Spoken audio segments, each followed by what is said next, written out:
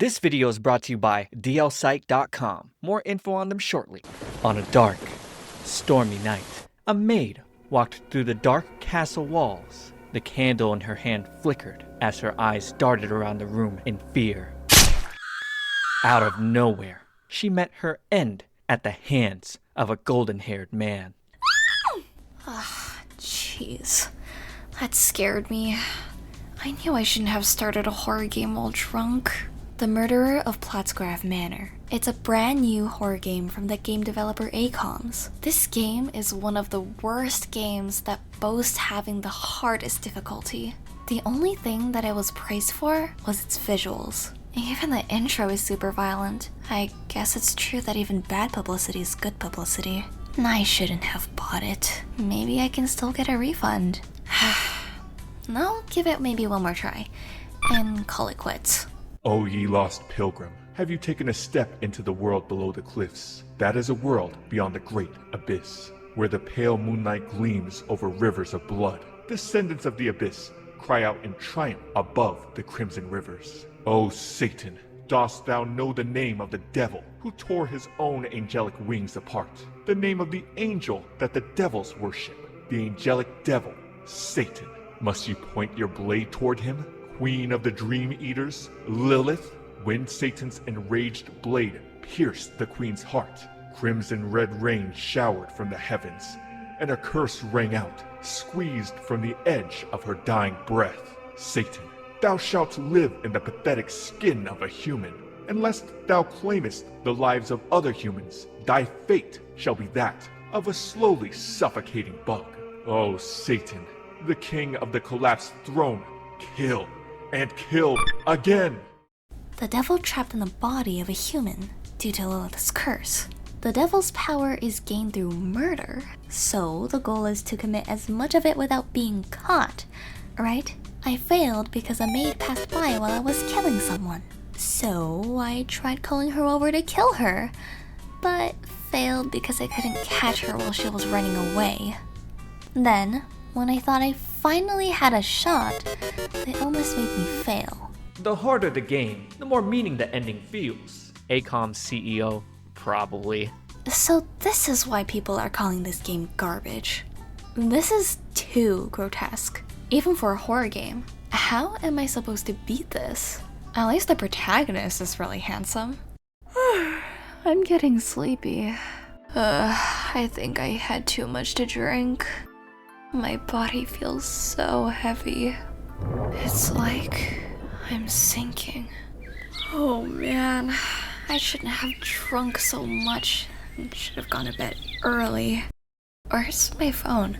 And where am I? Hilda, how long am I supposed to keep coming up here myself to wake you up?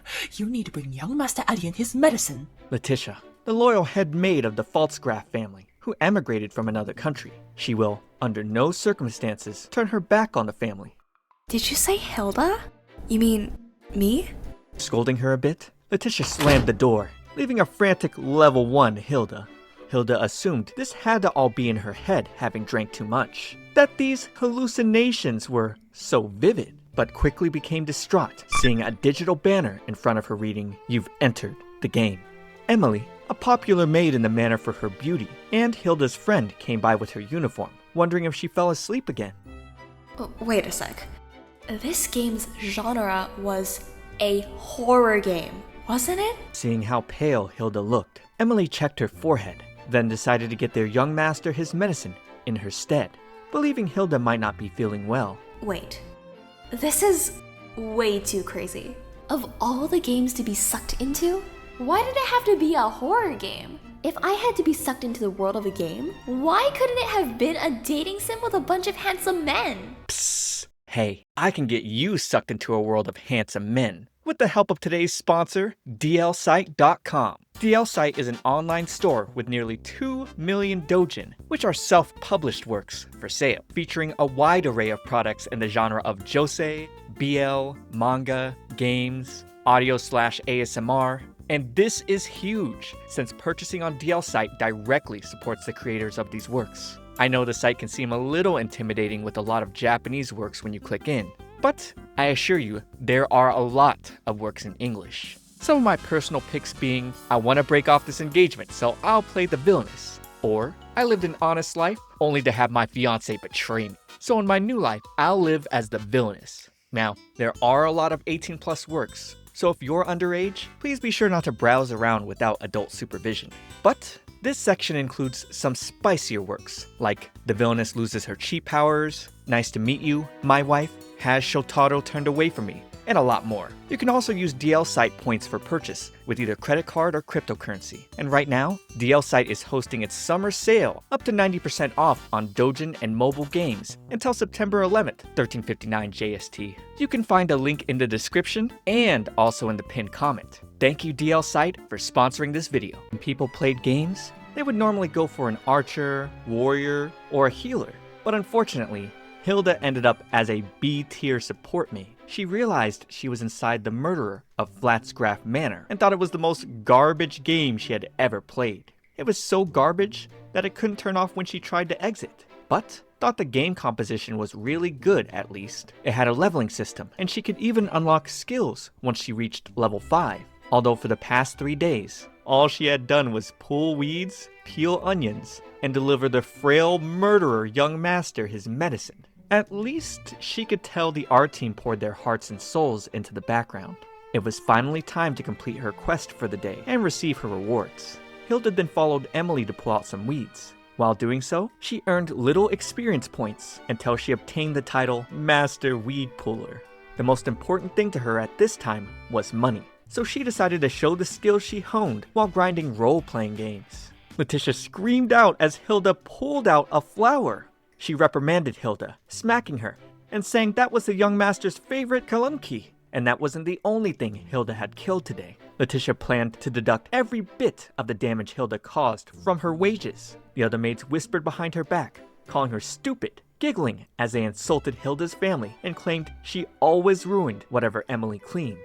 Hilda, however, thought she was hard at work while the others were lazing about. They were all nothing but pieces of data made up of zeros and ones. She told Emily she felt sorry for getting her in trouble as well. But Emily, however, brushed it off with a cheerful grin and said they should do their best and finish their work. Later on, Hilda saw she had a lot of EXP and guessed she earned based on how hard each activity was. As a reward, she received 30 gold coins, summing up to 330 coins. But 250 coins were deducted for damaging the garden, so she was only left with 80. Despite all her hard work, her hard-earned money was taken from her. The system laughed at her, and Hilda snapped. She slammed the interface in a wild rage, demanding to be sent back home. Hilda suddenly hit the exit button and became scared. She desperately begged the game, hoping there would be a secondary option asking if she was sure. But the system simply responded that she was the one who pressed it. And so, she lost all of her experience points. On the bright side, all of her money was reset as well. But one question lingered in her mind. Why did she come back as Hilda? The same Hilda that had to bring the young master his medicine daily. Later on, Letitia smacked her for being late again and wandering around, especially when there were rumors of someone outside carrying a knife.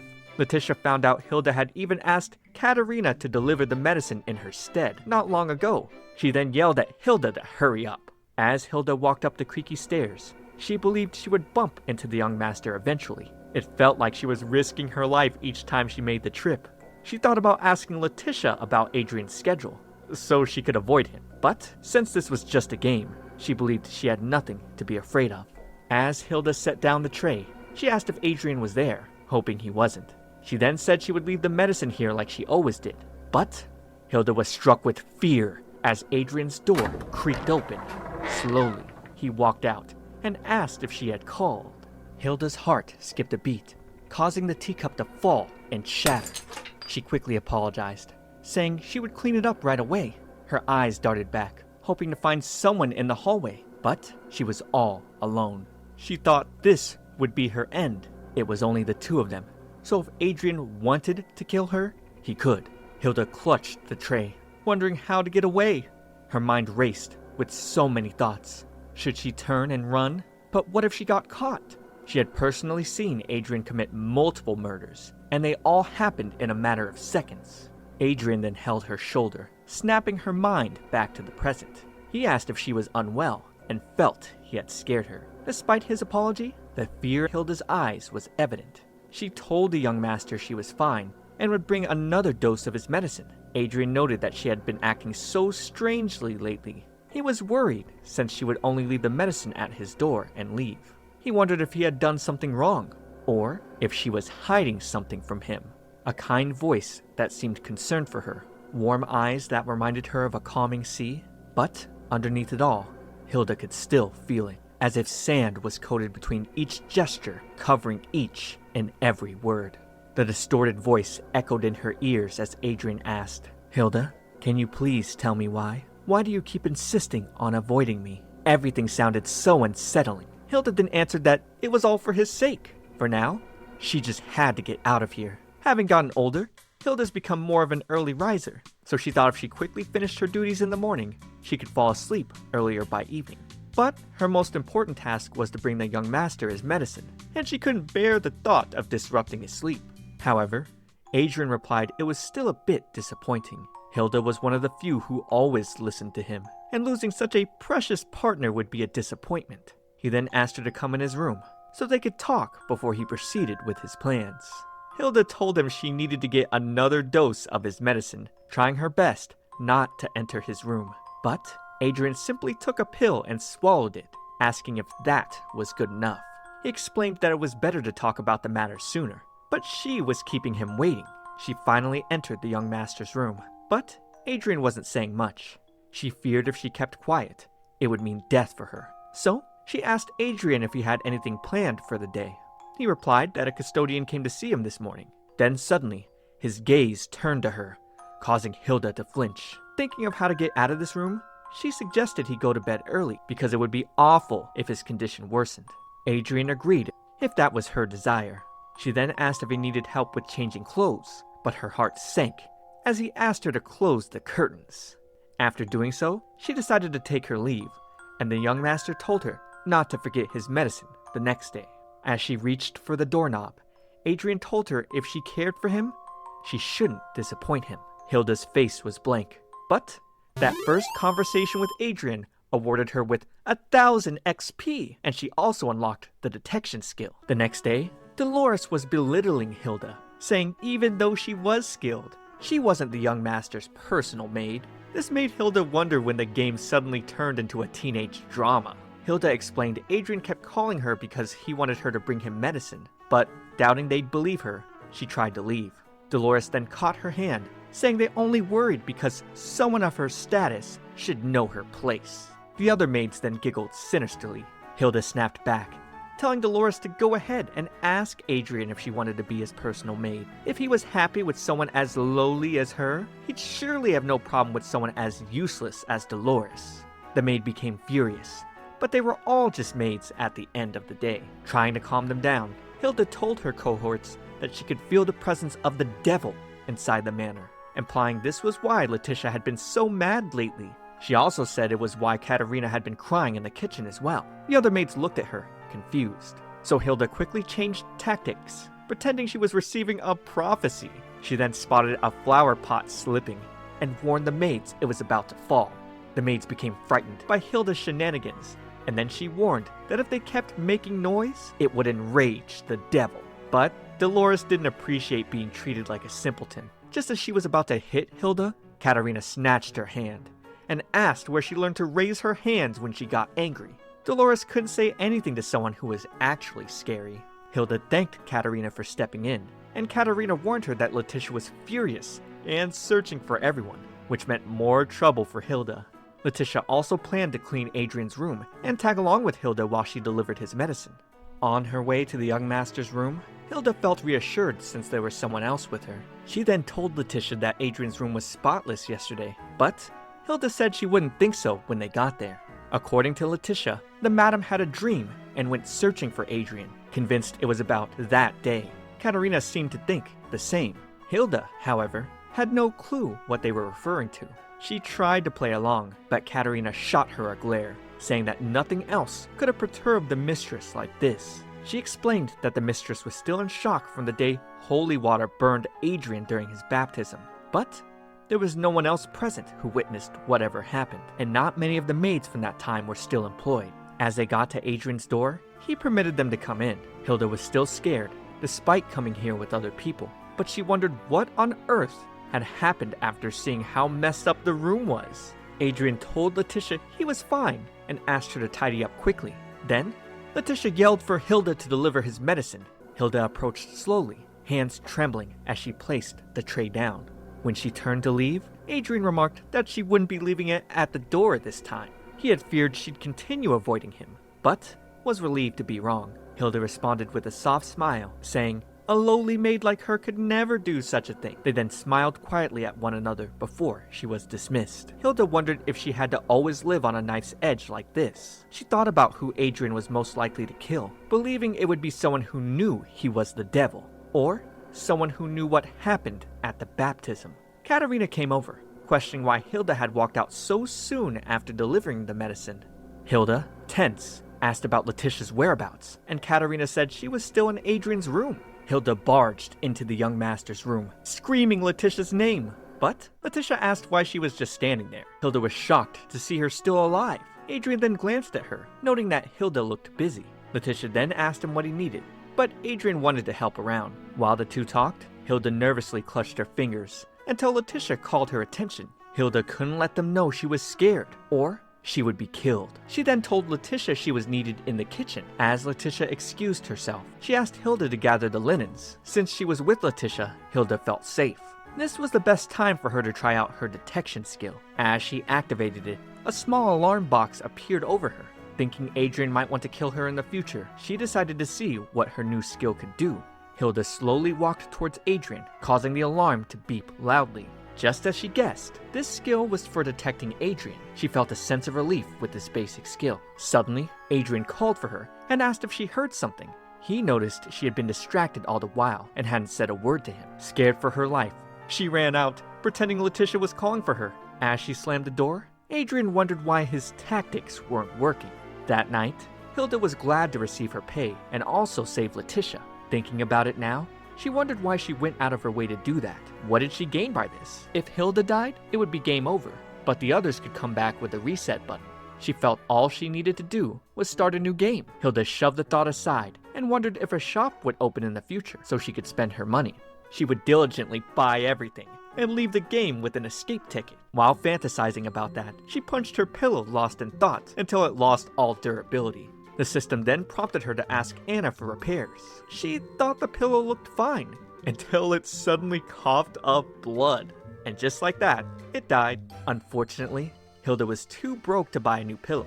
She decided to sleep without one, but the bed kicked her off, and the system informed her she couldn't sleep without a pillow. The game had taken her hard-earned gold and made her get assaulted by weeds. But she wasn't about to let it get in the way of her sleep. The system warned her she wouldn't be able to work and get paid without proper sleep. Regardless, Hilda lunged back in bed, determined to sleep without a pillow. But sadly, the bed kicked her out again. She kept trying, refusing to give up, having tried up to 328 times, with no good result, and she was still broke. The next morning, Emily greeted Hilda with a cheerful smile, reminding her they needed to hurry or Letitia would scold them. But the moment Emily saw Hilda's zombie-like face from a sleepless night, she let out a scream. Hilda later explained she couldn't sleep without a pillow, and Emily empathized with her because she had the same experience. Hilda thought it was crazy because people couldn't sleep in this world without pillows. Emily then offered her pillow to Hilda, but she politely declined. Hilda asked why they were in work clothes today, and Emily explained that the young master was sick, and Letitia had called them to the gardens. Trying not to sound too pleased, Hilda asked what happened, and Emily explained that Adrian had vomited the night before, even though the doctor had prescribed the right medication. She wondered what the problem was, but the problem, Hilda, was staring right at her. Hilda then dragged Emily to the gardens. She was determined to make up for yesterday's losses, refusing to let anything else steal her gold or experience. Her goal was to earn as much as possible, but then a roulette wheel suddenly popped up. Hilda was confused until the arrows stopped at 30, applying a 30% exhaustion debuff to her, all thanks to her lack of sleep. Just when Hilda thought the system couldn't get any worse, more of her skills were hit with debuffs. She was frustrated and fed up until the system offered minigames that could earn her gold and items. Seeing all these mechanics in a horror game felt ridiculous, but Hilda quickly called it a god-tier game when it offered her a cute raccoon hat. She started playing the minigames, but failed every single one of them. Devastated, she wondered if it was because of the debuff, but she needed to get as much XP and gold as possible. All the while, she was looking like a crazy person to the other workers. Sadly, by nighttime, Hilda wasn't able to earn any gold or experience. Her last task for the day was to place the linens in Adrian's room. Since he was having dinner, she planned to run in and out. Upon reaching his door, she asked if he was in just to confirm. But he wasn't. No matter how many times she entered, it always felt like her skin was screaming at her. She needed to put the linens on the bed, but suddenly felt like she couldn't leave. Hilda hadn't slept well the night before, and the soft, fluffy pillow was too tempting to ignore, even if it belonged to the master. While she clutched one pillow, the bed called to her, and she was in the sheets in a matter of seconds. When the system warned her of exhaustion, she swore to protect the pillow at all costs, then fell asleep. Adrian's presence triggered her detection skill, but she was too exhausted. Her health had dropped, and she slipped into sleep mode. Lilith's curse made the devil murder while evading the eyes of the authorities to be free of the burden of disease. Only after the briefest respites from that pain would he encounter the one being whom he couldn't kill, his natural enemy. If the devil were to disregard this rule and kill his natural enemy, his very world would come to an end. As Satan fell further into the space between life and death that knew not the presence of space and time, he came to a sudden realization. This new life was not any better than death, and that disease was the worst possible punishment. The life of Adrian Caesar von der Pfalzgraf was a curse in and of itself. Letitia and Albin served Adrian and asked about his health. Adrian was much better thanks to the medicine Dr. Hubert provided.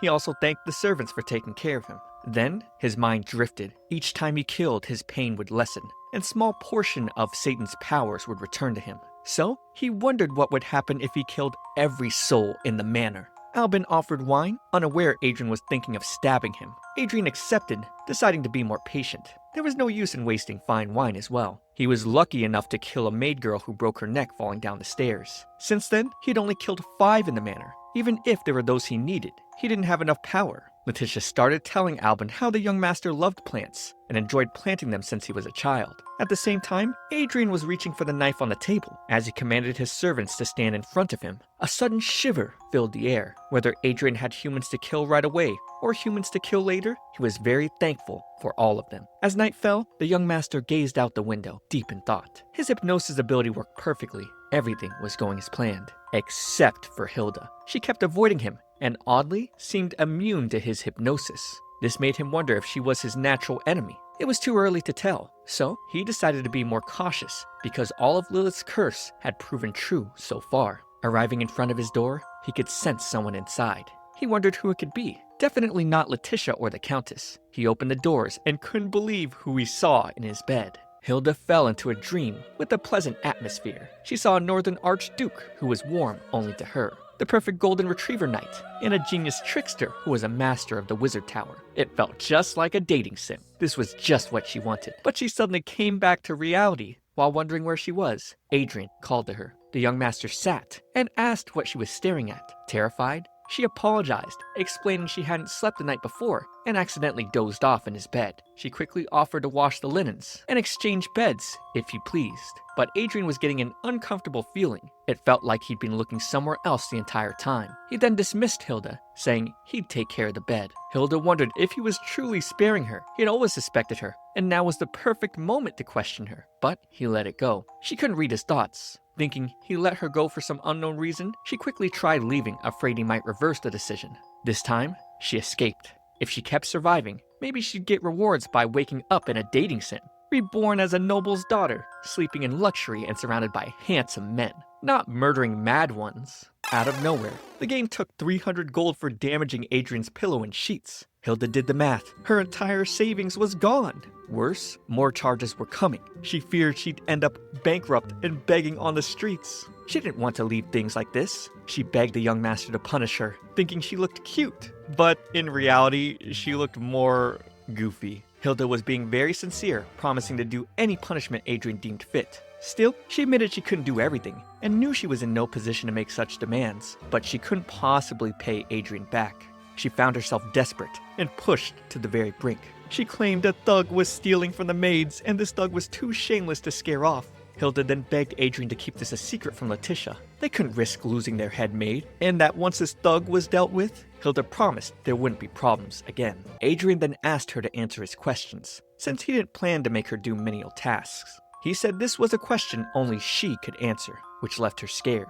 But Adrian needed her to be as honest as possible. She was willing to do anything the young master asked, but she froze as Adrian placed his hand on her chin, calling her name softly. She didn't understand what was going on, and wondered why he was suddenly acting this way. Adrian asked her why she kept avoiding him, and why she got scared whenever he came close to her. He desperately asked why she was doing this. She suddenly responded that it was because he was too good-looking, leaving him stunned. She added that Adrian had become extremely attractive over the years, and it reached a point where her heart would pound just for seeing him, and that his parents were fortunate to have such a handsome child, and that he should thank them for that. In her head, she was determined not to fall for the devil's tricks, fearing that he wanted to strangle her. She also told him that she had been avoiding him so she wouldn't die young due to a heart attack. Adrian felt like she was just trying to butter him up, but admitted she wasn't wrong about his looks, and allowed her to leave. As Hilda reached for the door, she asked the young master to dispose of the pillow she had drooled on. But Adrian couldn't sleep without 6 pillows, which left her disappointed. He leaned in, asking her if she could compensate with the pillow without knowing what he would ask for.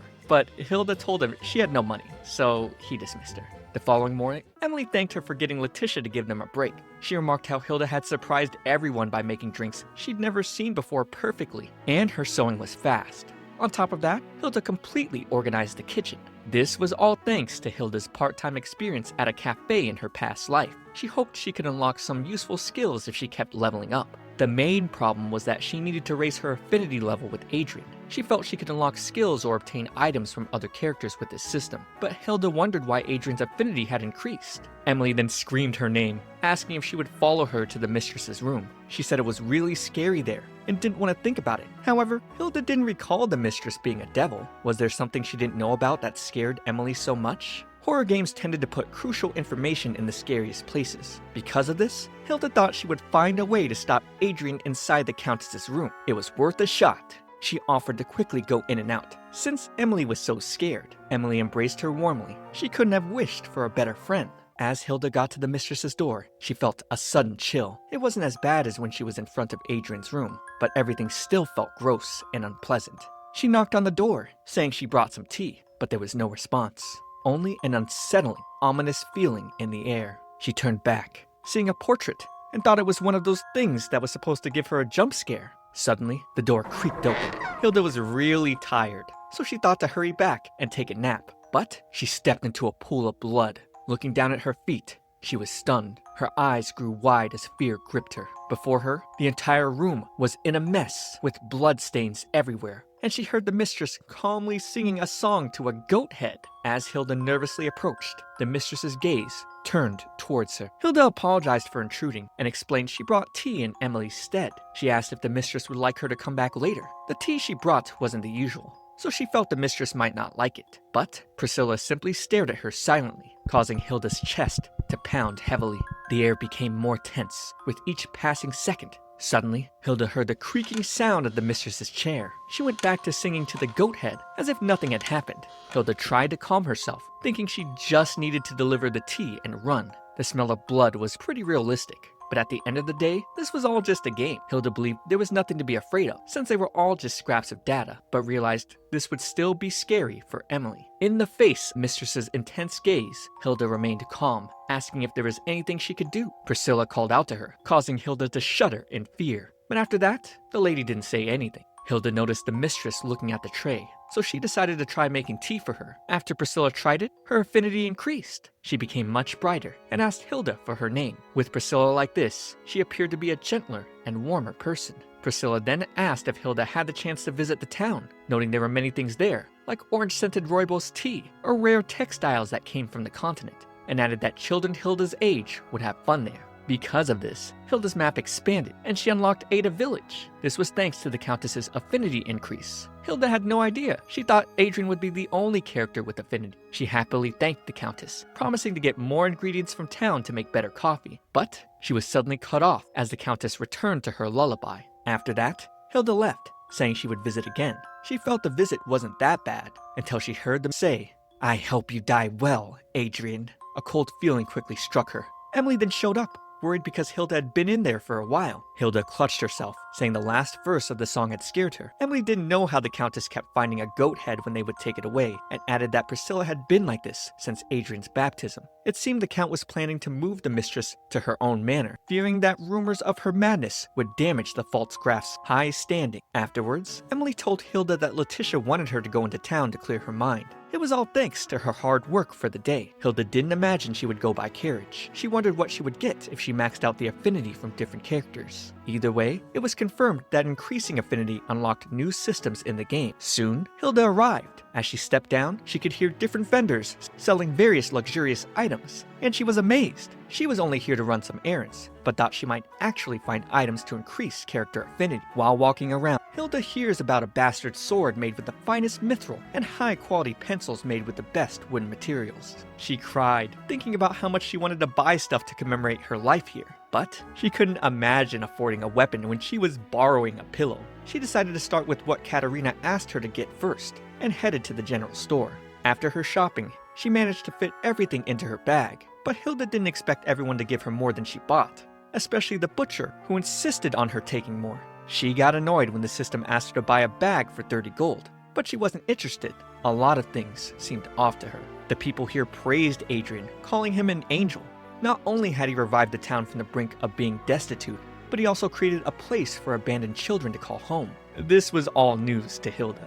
A count who provided a suspicious amount of charity to the town, witnessed accounts of Adrian, who was so sick he could barely walk, wandering around the town, and the very devout countess, who stopped visiting the church years ago. Hilda then heard some ladies talking about going to the store to buy a pillow. She was stunned seeing an actual bedding store. Trying to resist the temptation, she reminded herself that she needed to finish the manor's errands and make more money. But she ended up buying a luxurious pillow for 5 pieces of gold. She felt she couldn't keep groveling in fear of Adrian for the rest of her life. And even though she would have gotten one eventually, she still felt like she was wasting her money. Then, she overheard the ladies beside her talking about Jake's family. One heard he had disappeared one day, until his corpse was found washed up along the river with his hands cut off.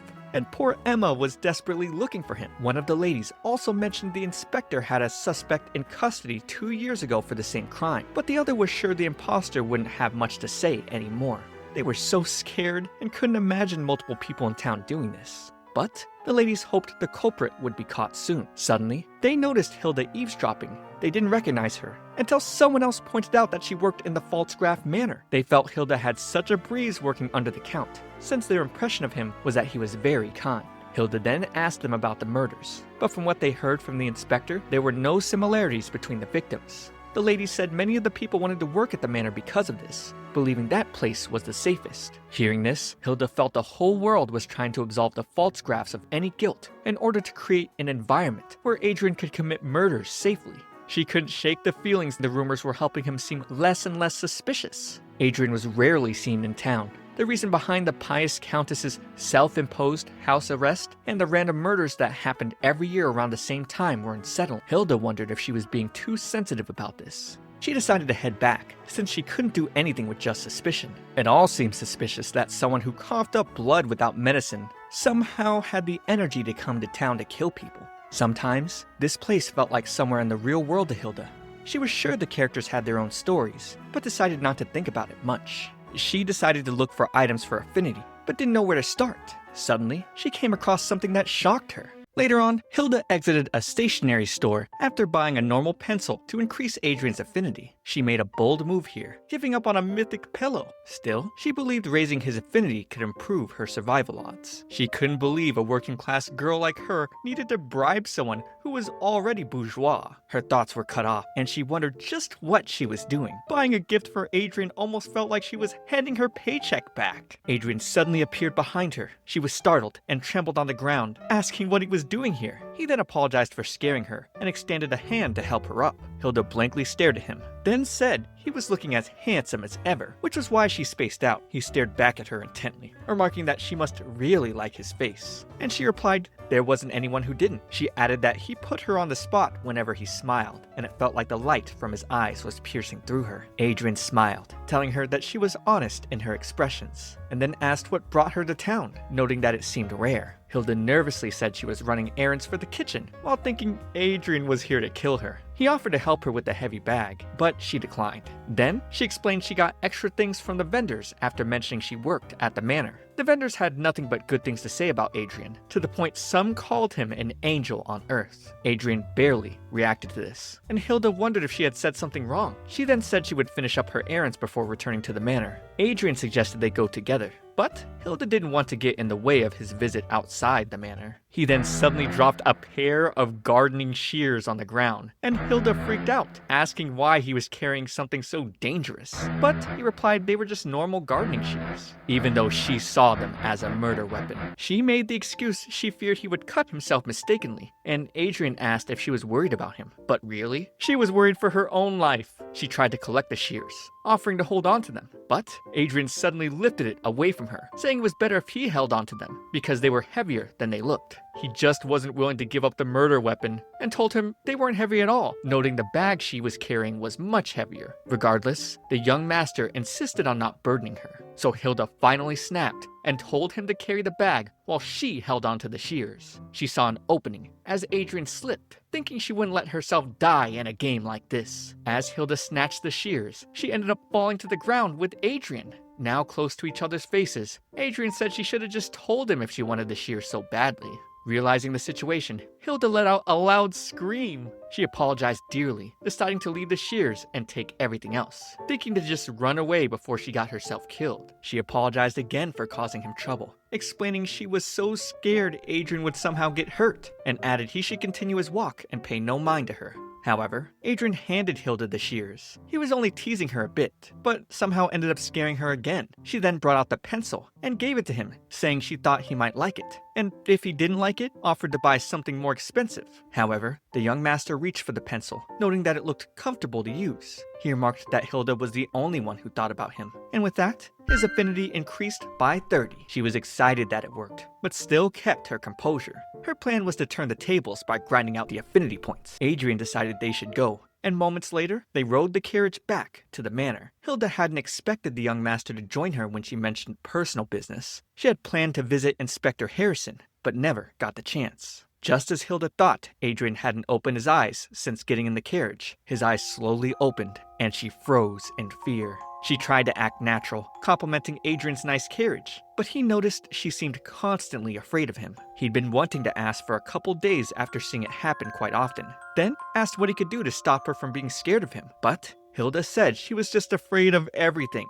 and had gotten more scared since life was a bit more difficult, adding how she couldn't sleep without a pillow, which affected her work and pay. How could she live a comfortable life with all this going on? Still, Adrian remarked she wasn't scared originally, and barely spoke. At least, that's what he thought. Cold sweat dripped down Hilda's face as Adrian tried to recall the Hilda he knew before she came into this world. But he brushed it off, saying that people changed over time, and that it could all just be in his head. While Hilda regretted not meeting with Inspector Harrison, Adrian asked her to answer his previous question. He wanted to know where her personal business was at, offering to accompany her, but she never answered. The young master felt the only reason she didn't tell him was because she intended to go somewhere he shouldn't know about. At that moment, the driver told them they had arrived. Hilda humbly thanked him for the ride, and he politely asked Hilda to call the butler. She thought he was going to kill her then and there if she didn't answer his question, but was confused by Adrian's polite request. Whether it was some kind of sick pleasure, Adrian was aware of letting all her lies slide.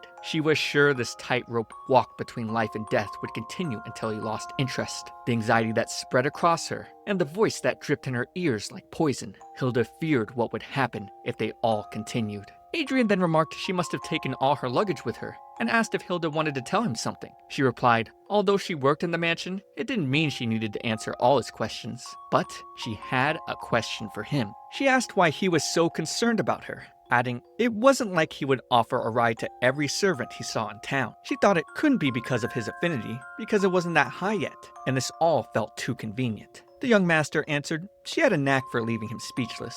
He admitted she was right, because if it were anyone else, he wouldn't have bothered. He then brought up an old saying, keep your friends close and your enemies closer. He was very fond of that saying. Amateurs rushed to strike their foes and grew drunk on victory, mistaking it for true strength. They boasted about crushing them. Yet, such enemies shouldn't be treated so carelessly. They could be powerful clues to something larger or reflect one's own flaws.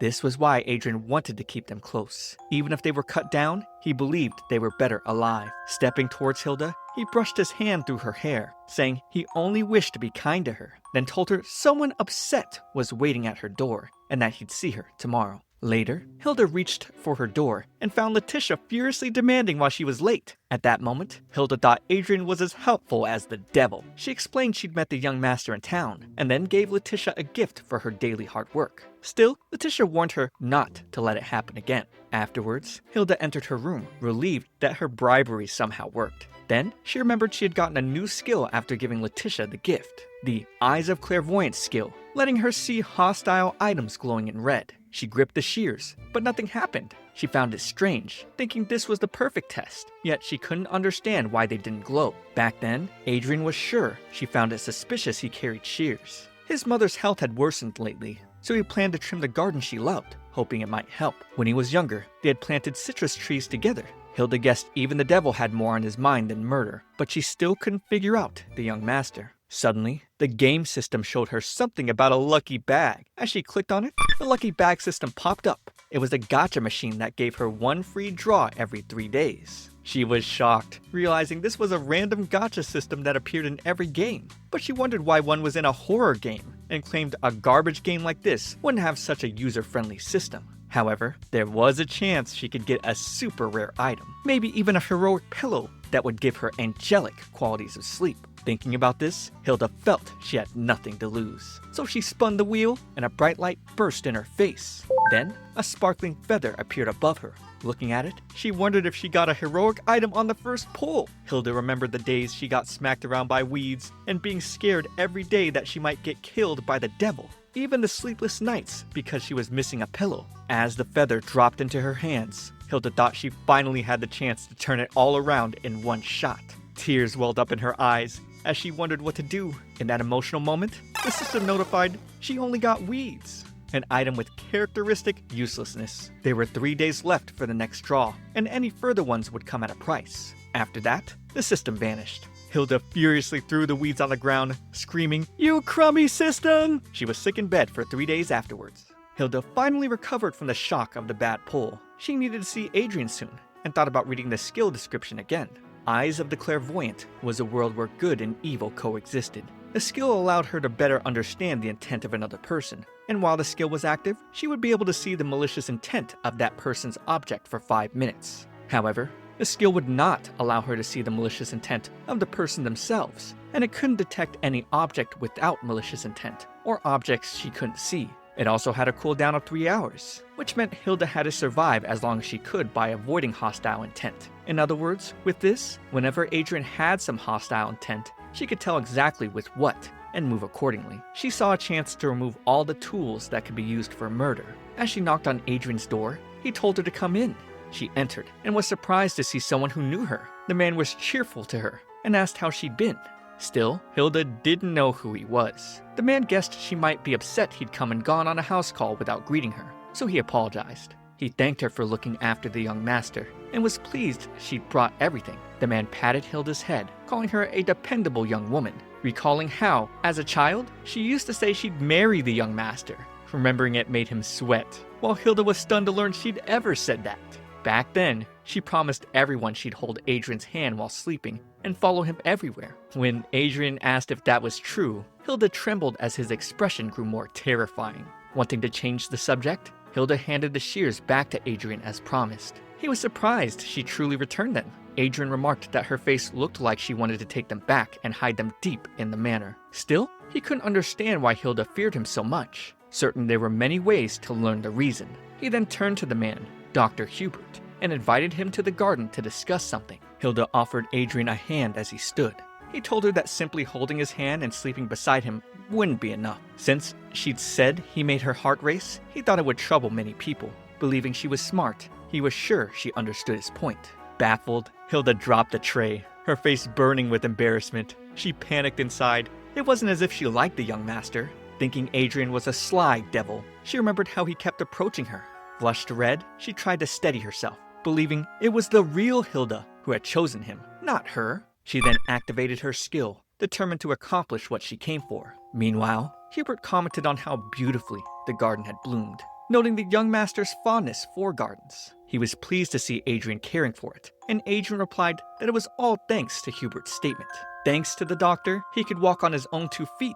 As he held a rose, Adrian recalled strangling one of the maids. Hubert called back his attention, telling the young master to let him know if he started to feel worse. Thinking of Hilda, Adrian then told Hubert there was something he wanted to ask personally. The young master remarked how Hilda seemed different from before. However, Hubert hadn't noticed anything different, so Adrian assumed he was probably confused, just like his mother was of him. His mother's episodes had started again. Hubert explained that the Countess's hallucinations returned during his absence. He felt sad whenever he thought of her. The Countess was quite a pious person and was so kind to Adrian as well. The doctor found it hard to believe such a kind and warm person would call her own son the devil due to ridiculous superstitions.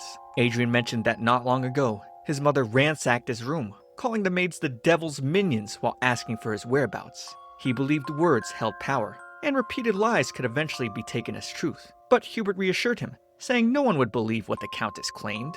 Adrian then asked if the doctor thought of him as a devil. So Hubert replied by asking how normal water could turn into holy water and burn the flesh of a devil. Scientifically, it didn't make sense. He suspected Adrian's skin was burned because someone had put something in the water. The doctor did not believe there was a being of legend waving a staff while dictating how the world should be.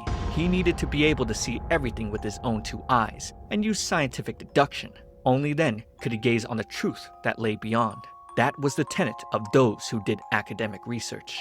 Adrian asked Hubert for help, saying he wanted to walk around. Still, he sensed something strange. Although the doctor insisted he didn't believe Adrian was a devil, Hubert went ahead with the unorthodox treatment. The doctor explained he had seen all manner of patients, and each required their own unique treatments. Although he found it quite odd in the beginning, Hubert couldn't come up with any other explanation after observing Adrian for some time. He said murder was the perfect treatment for the young master's sickness. After coincidentally finding the treatment, Hubert created the complimentary medical center inside the manor to capture those on death's door more easily. Each time, he offered up those who entrusted their deaths to the Pfaltzgraf family as treatment. And Adrian was overflowing with life. Hubert remarked that he came across this by coincidence and was confident now as he was back then. He believed trusting the treatment he found was by far the most rational decision. On good days such as this, he was reminded of the first time he administered the young master's treatment. Seeing Adrian sleep peacefully after endless seizures and coughing up pints of blood, Hubert knew his final duty as a physician was watching over the young master until the day he became family head. Afterwards, Hubert told Adrian someone would owe their life to the manor. Adrian noted that inspectors were combing every corner of town due to the sudden rise in murders, and asked if they wouldn't discover the truth. In his youth, the manor's affairs were ignored, but times had changed. The doctor assured if he used the gloves he had been given, then no one would be able to trace him. Adrian placed his faith in Hubert as he waited for the next round of treatment. By evening, they returned, and Hubert told Adrian to inform him of any changes. Shortly after, Adrian locked the door behind him, thinking Hubert was a fine pawn because he was a blind follower, intelligent, and proactive. He still needed to see how long the doctor would remain so. Flopping onto his bed, he thought about the pencil Hilda gave him. It reminded him of her. Despite the many servants, she was the only one he sought out. He wondered if it was because he had so many questions for her. Recalling Hilda was immune to his hypnosis, he felt there was something. Suddenly, he realized the gloves Hubert gave him, the modified fountain pen, and his personal history book were gone. Only the letter paper, candlestick quill, and gardening shears remained. It was like someone had noticed what those other items were for and hid them, and his mind went straight to Hilda. After taking the items from Adrian's room, Hilda gasped. She realized the gloves were designed to leave no traces. Mysterious and seemingly random series of murders with not a single suspect in custody. If Adrian was behind him, it was thanks to these gloves. But she knew Adrian was already aware of the items she stole. She assumed everything would be fine, if nothing came of this, only for her to be summoned to the young master's room at night. A cold shiver struck her because Adrian wasn't asking, he straight demanded his items be returned. Frightened, she had no idea what would happen if she died in this game world. She claimed she suffered from a kind of narcolepsy, so she didn't hear his request. But Adrian wasn't buying it. Still, she believed she had cards to play, and asked if the young master had evidence that she stole them. However, she knew there was no point in trying to outtalk him. Even if it came to a physical confrontation, she wouldn't win. But she thought no matter how good a murderer Adrian was, he was still just a part of the system. And being a player, she knew how to use the system to her advantage. If she couldn't leave, she could always start over. Since Adrian wouldn't remember anything if she started over, she called him an evil bastard before clicking on the new game option. But to her dismay, the system warned she couldn't start a new game after reaching a set point in the story. Adrian's affinity increased for some reason, and Hilda was flustered. This didn't make any sense. She pretended she was sleepwalking, explaining that's why she said those horrible things unconsciously. Adrian grew tired of her countless lies, and his murderous intent began growing towards her. If she failed to persuade him, she would die. Hilda froze as her heart pounded heavily. Despite her explanations, Adrian's murderous intent only grew quicker. He didn't care about finding out details anymore, since his mind was set on killing her. Panicking, she thought of one more trick she still had. She told the young master if he kept doing this, she wouldn't be able to just stand still. Adrian froze, shocked at how she always left him speechless. Suddenly, she grabbed him and pushed herself against Adrian. She couldn't help but feel how warm he was, which made her think she had gone insane. He even smelled nice. But before Adrian could get her off, they fell to the ground. At that moment, Adrian's asthma activated, and he began wheezing heavily. Adrian's migraine activated as well, and his murderous intent began decreasing. The system notified Hilda that she had avoided imminent danger and was entering survival mode. She managed to dodge another bullet, but hadn't planned for Adrian to be in so much pain. Then, he suddenly collapsed. Soon after, he slowly recovered. Hilda sat at his bedside, apologizing and explaining she never wanted any of this to happen. She was surprised as Adrian said he wouldn't pry into why she took those items anymore, adding that, unlike some people, he didn't lie so flippantly. Still, he expected her to return the items to where she found them, and warned her not to expect this mercy again. Hilda feared she wouldn't be able to take his murder tools again, so she asked to keep the black gloves, and explained she tended to be obsessed with scents. She inhaled his handkerchief continuously to prove she wasn't lying, giving Adrian the impression she was just a pervert. He decided she would do all his bidding. However, she explained liking his scent and liking him were two different things. She was happy to receive any punishment he deemed fit, suggesting she would clean the stables for a month, or the manor's windows. Adrian agreed, deciding her punishment would last until she had fully moved on from him. Seeing she was obsessed with his scent,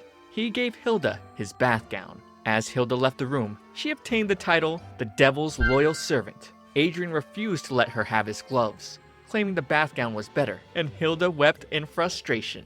Seeing Adrian talk about tea the next day, she found it quite wholesome.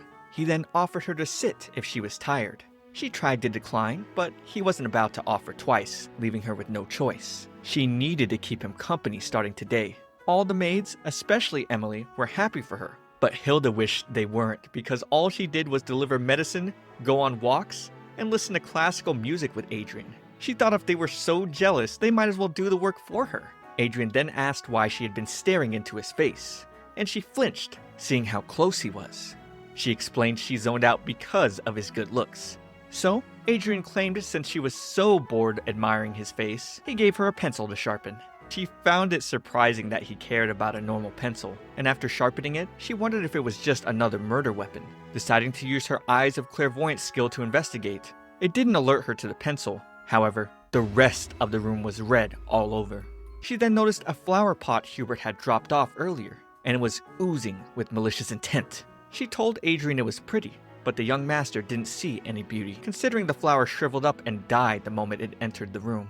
She felt strange, hearing the same voice that terrified her to her core every day. After spending the past couple of days with him, she learned Adrian seemed to truly love and care for the flowers and trees, despite being the literal devil. However, whenever he went to the garden, he had to return right away due to his asthma being triggered. and he would cough until he reached the brink of death. As the devil, who was once the king of hell, being trapped in such a weak body, he must be feeling so helpless. Hilda thought a life where he couldn't see the one thing he cared about might be the source of all his murderous intent. This heartbreaking amount of shame was being turned into hate towards the world. Being his personal maid, she offered to bring the plant back to life, which made his affinity increase again. As she left, Adrian stared at his window, mumbling to himself about how he just didn't get her. With Hilda at level 10, she was given the option to add Emily as an affinity target, which she did. The affinity system allowed players to win over other characters. In other words, it was a way to increase their affinity by giving them gifts and other such things. By maxing out a character's affinity, players could make requests from their targets. At the time, Hilda could increase the affinity of Adrian, Priscilla, and Emily. Each character had a minimum required affinity to increase their level by 1. Hilda needed an immense amount to increase Adrian's level, but the others were much easier. This made her wonder what kind of benefits she could possibly gain from him. She was then given the option to ask Emily for a favor, so she asked for help cleaning the windows without breaks. Emily's expression darkened as she went to complete the task. Hilda looked for more targets, but couldn't find any suitable amongst the maids. She then happened upon Isaac, who seemed suitable. After giving him a cup of coffee, Isaac's affinity increased significantly. Then, she asked him to buy her about 16 luxury pencils, which she could gift Adrian. She was worried about Isaac's laziness, but at least it saved her a trip to town. Next, she decided to increase the Countess's affinity, and upon getting there, she heard a lot of noise and saw one of the maids carrying out the rotten goat's head. A man walked out of the Countess's room shortly after and shot Hilda a terrifying glance. Hilda realized he was Count Ruari. The system then prompted her to make him an affinity target. While lost in her thoughts, the Count passed her by, and she quickly bowed, missing her chance to add him. In the Countess's room, blood was spilled all over as usual, but Hilda could never get used to seeing this. The mistress was distraught, murmuring that the Count had taken their child. Hilda comforted the mistress, assuring her child would be returned, but first, she needed to look presentable. After giving her coffee and cookies, the mistress's affinity rose, and a map area also opened up for Hilda to the church. The mistress asked her to clear her schedule the next day and come to church with her. There, Hilda could obtain holy water. Before Hilda could express her joy, the mistress froze, claiming the devil was pretending to be her son. She laughed hysterically, grabbing Hilda and saying the devil had deceived her, having swallowed her child whole all along. Hilda became frightened, thinking of a way to leave. The mistress quickly silenced her, warning that the devil was always listening. Then, she whispered to Hilda, "I will kill it." When the Countess said those words, she looked like she was at peace. Not too long after, Letitia and Hubert walked into the room, and the mistress became limp in Hubert's arms. But the sight of her eyes practically screaming would live with Hilda for the rest of her life. Later, Hubert demanded to know what the Countess had told Hilda. He grabbed her, threatening she would pay the price if she didn't tell the truth. Hilda simply explained she was terrified because a lot was going on. She barely got any sleep at night due to having nightmares. Soon after, she noticed the affinity targets were still doing the favors she requested. So she went to check on Emily, only to meet her completely drained because she'd been working non-stop. Hilda rushed to help her and canceled the favor. Emily's affinity had dropped, so she stood up and walked away. As Hilda went to give Adrian his medicine, she wondered how she had experienced so many terrible things within 2 days. She decided to apologize to Emily, as long as Adrian had no task for her. But at his door, there was no response. She thought about how his coughs had gotten worse, and how he was fainting more often. She believed it was because it had been a while since Adrian's last kill. Fearing the worst, she rushed in, and saw the room was very tidy. Then, Adrian asked her to leave the medicine on the table. Hilda was tempted by his pillows again, since she had barely gotten any sleep. Soon after, Adrian slipped out of the shower, asking if she was waiting for him. She was at a loss for words, blushing hard as she stared at the young master dripping wet from a shower. Adrian asked why she wasn't answering, threatening that he had his ways if she pushed him too far. Hilda then explained she finally realized something that had been bugging her. His droplets. She wondered how they would taste and if there was any way to find out for herself. With a straight look, Hilda added she was quite serious when it came to droplets. Adrian froze in confusion, but Hilda remained turned away, too embarrassed to look at him. She also unlocked a new ability that allowed her to know when the devil felt a great change. Adrian asked if she was really serious, but Hilda's words only made him avoid her. She claimed he lived in her heart, which was why she needed his pillows. However, Adrian just told her to bring his medicine. He simply put on some clothes, while being unable to understand what Hilda was really thinking. But for Hilda, she knew she had avoided imminent danger once more. Adrian then offered her some special tea, and Hilda stared in fear as she saw the malicious intent oozing from it. He insisted she drink, saying he made it just for her. Hilda had no idea how to get out of this one. She wondered if the young master was trying to find out if she could read his intentions. She couldn't let him find out about her skills, but had no idea what to do, and feared Adrian would catch on. So, she decided to buy time for herself, and declined to drink the tea. However, Adrian wasn't negotiating. He ordered her to drink immediately. Moments later, Letitia entered and told Adrian that the Countess wanted to go somewhere with Hilda. Adrian allowed Hilda to go, hoping she would taste his tea some other day. As she left, she thought about how she managed to survive again. Meanwhile, Adrian thought to himself, there was no need to be impatient. There was plenty of time for him to uncover Hilda's secrets, and eventually, her luck and adaptability would come to an end. Hilda and the Countess arrived at the church. Seeing the Countess looking more gracefully, Hilda realized where Adrian got his good looks from. Her gaze then turned to the church she grew up in. The Countess then called Hilda, asking when she would be done with the stuffed goat head she was making, to which Hilda replied, in 2 weeks. Soon after, they entered the church, and Hilda was mesmerized by its beauty. She quickly prayed to God to take away the devil in their home. The priest met with Priscilla and directed her to where the archbishop was waiting. She asked the priest if what she had asked for was ready, and he confirmed it was. He explained the archbishop was worried about her, fearing the thing in her residence may have done something to her. The Countess then told Hilda to wait. Then she left with the priests. After a while, Hilda was still waiting, thinking of how the Countess and priests were probably talking about Adrian. She thought if she went back to the manor, it would be bad, because she didn't know when the Countess could lose her grip again. Also, Hilda was close to dying yesterday and needed to think of something that could deal with Adrian. She then whipped out the gotcha machine, hoping the church could give her some good luck. And luckily, she scored a rare herb. The church was where Hilda felt most at ease since she arrived in this world. This was where the real Hilda was born and raised, so it made sense to call it her home. She felt so comfortable, unaware of the presence reaching for her. It was an old lady, her marking it had been so long since Hilda visited. She reminisced about the old times and was glad to see Hilda all grown up. Hilda figured the lady was someone the real Hilda had met in the church. The woman had also heard about the Pfaltzgraf family opening up a clinic for old people, but Hilda believed it was the space where Adrian killed people as he pleased. Suddenly, the old lady grabbed her, asking what she had brought to the holy church and if she knew someone who was a devil worshipper. Hilda explained she was only making a stuffed goat head, and the old lady objected to this, since goats were a symbol of the devil in church. The old lady then handed Hilda some holy water, which she could use to deal damage to devils. While the woman encouraged Hilda to put her faith in God, a priest approached, asking what she was doing here. Flustered, the old lady ran away. Then, the priest explained that woman was a well-known pickpocket and thief. Her name was Joanne, and she usually approached her targets by telling them to put their faith in God. Joanne was previously responsible for the church orphanage, but pretended to care for the children while stealing the money meant for them. The priest was glad nothing happened to Hilda. Except for the times she did it as a joke, Hilda had never come here to make a real prayer. She believed there couldn't be a God in the world of a game. Even if she made a prayer, it wouldn't be for the God Joanne believed in. She wondered what went through Priscilla's mind when she prayed, holding a dead goat, singing it a lullaby, and crying out the name of a child she wouldn't be able to see again. But then, Hilda decided to pray anyways. The next day, Hilda was delivering tea to the Countess. Adrian leaned in so close, her face went red.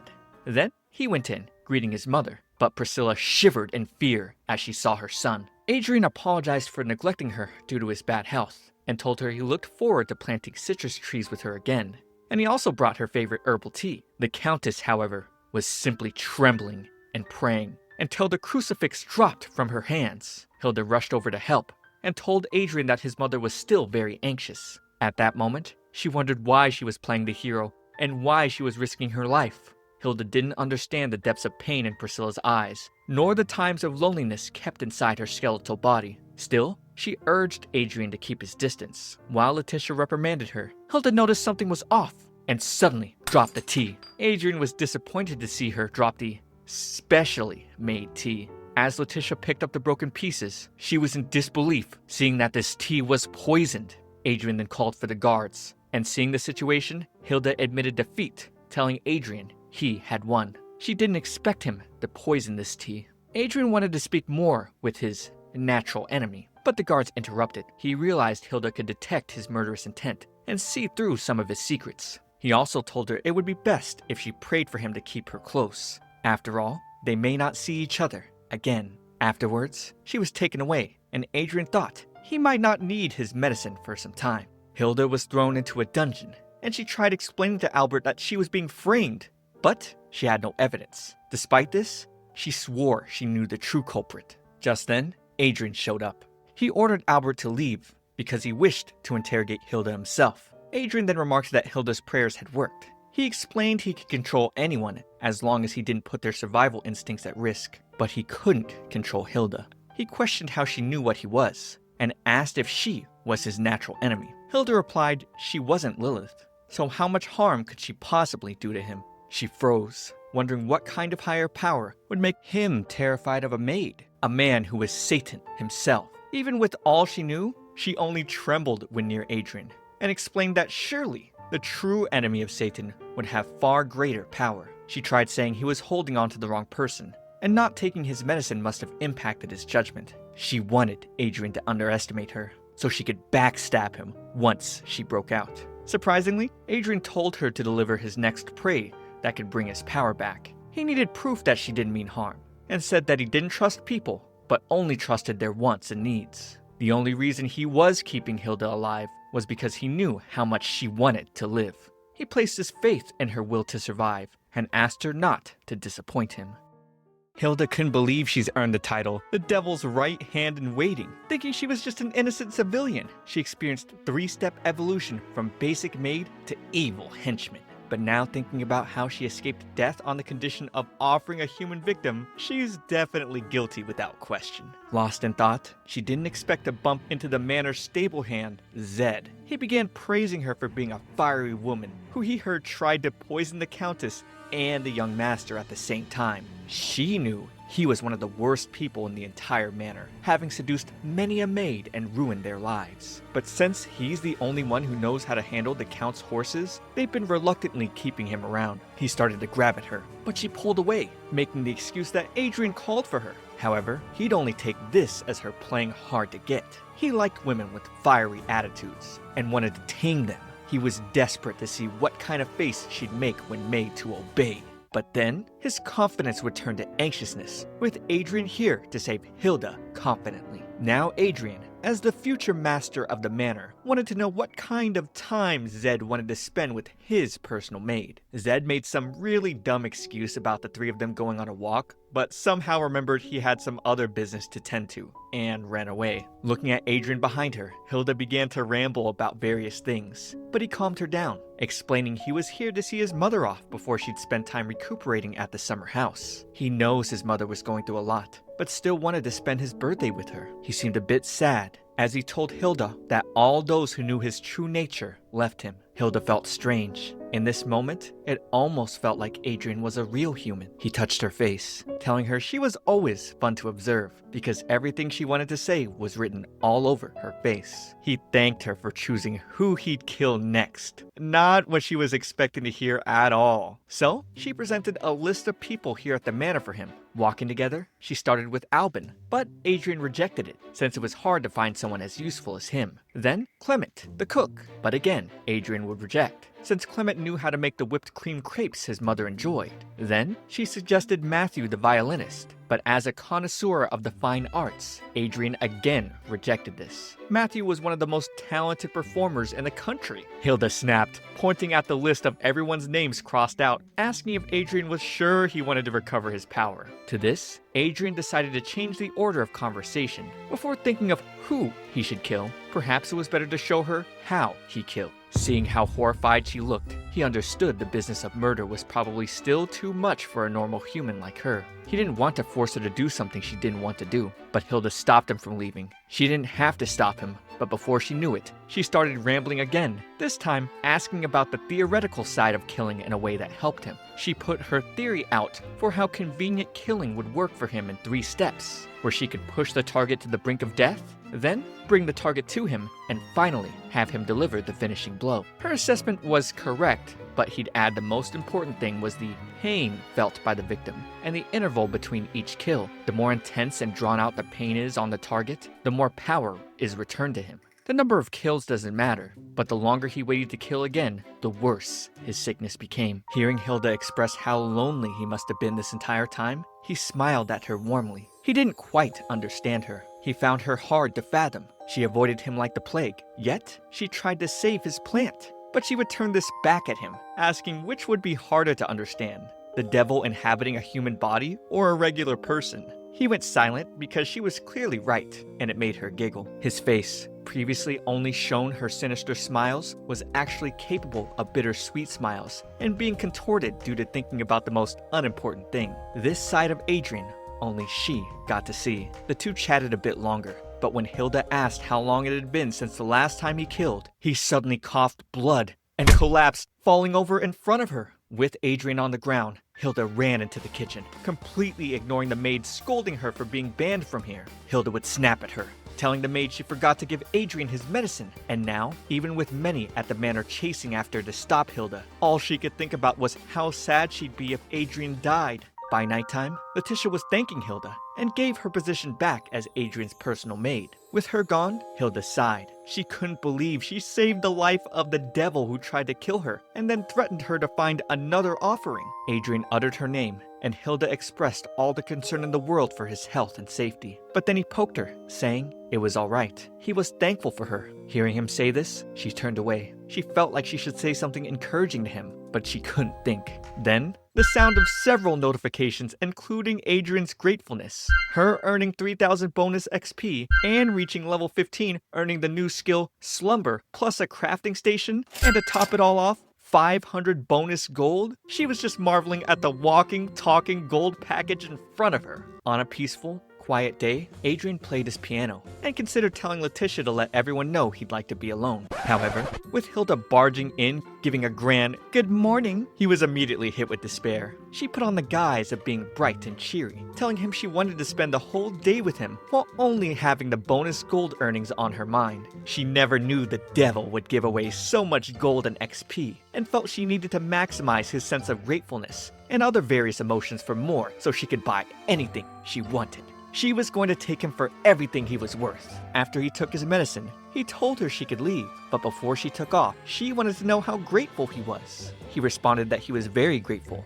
while the game informed her he was only slightly grateful, earning her 1 bonus XP and 1 bonus gold. He then went to his drawer to get something to show her. He came close, holding a knife, asking if she'd be willing to do anything for him, and this made her face bright red. He reminded her she promised him an offering, so he was going to show her how to use this, and told her they were going on a very enjoyable outing tomorrow. Wandering the town later, she spotted a back alley she gained access to, thanks to her reaching infamy level 2 through having slept in the devil's bed, threatening him, gambling through gacha inside a church, earning the devil's trust, and establishing hostile relationships with good characters. She was astonished to find her infamy reaching almost irreversible levels. She tried to deny herself even being remotely similar to Adrian, touting that she was such a law-abiding citizen, much closer to someone like Emily. She suddenly got bumped by a scary neighborhood thug named Grover, whose characteristic was only sharing gold with the player. She apologized, but at the mention of her name and title, he suddenly kowtowed, saying,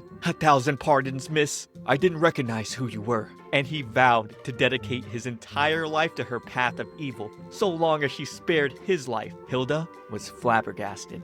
The system offered her to accept him as an affinity target, but she tried her best to push him off, until his buddy Caden came by as well, and now both of these criminals wanted to loyally serve her, even tearing up and grabbing at her, as they exclaimed her aura was devilish. They wanted to dedicate the rest of their lives to her. Little did she know, the system was set to auto-accept if enough time passed, and it added them both. Now, they were posing excitedly, awaiting her command. She chose random selection, making her max affinity the deciding factor, which caused them to start working till the brink of death. A little girl came by, pointing at her, asking, "Mommy, is that a bad lady?" Hilda just wanted to die. She would later do some shopping, and mentioning to herself she should meet with Caden later, Adrian appeared right behind to ask who Caden was. She tried to assure her relationship with him was complicated, and Adrian fixated on the fact that Caden was a man. Hilda sensed something was off. Usually, Adrian would interrogate her with his cold gaze, but right now, he seemed sad.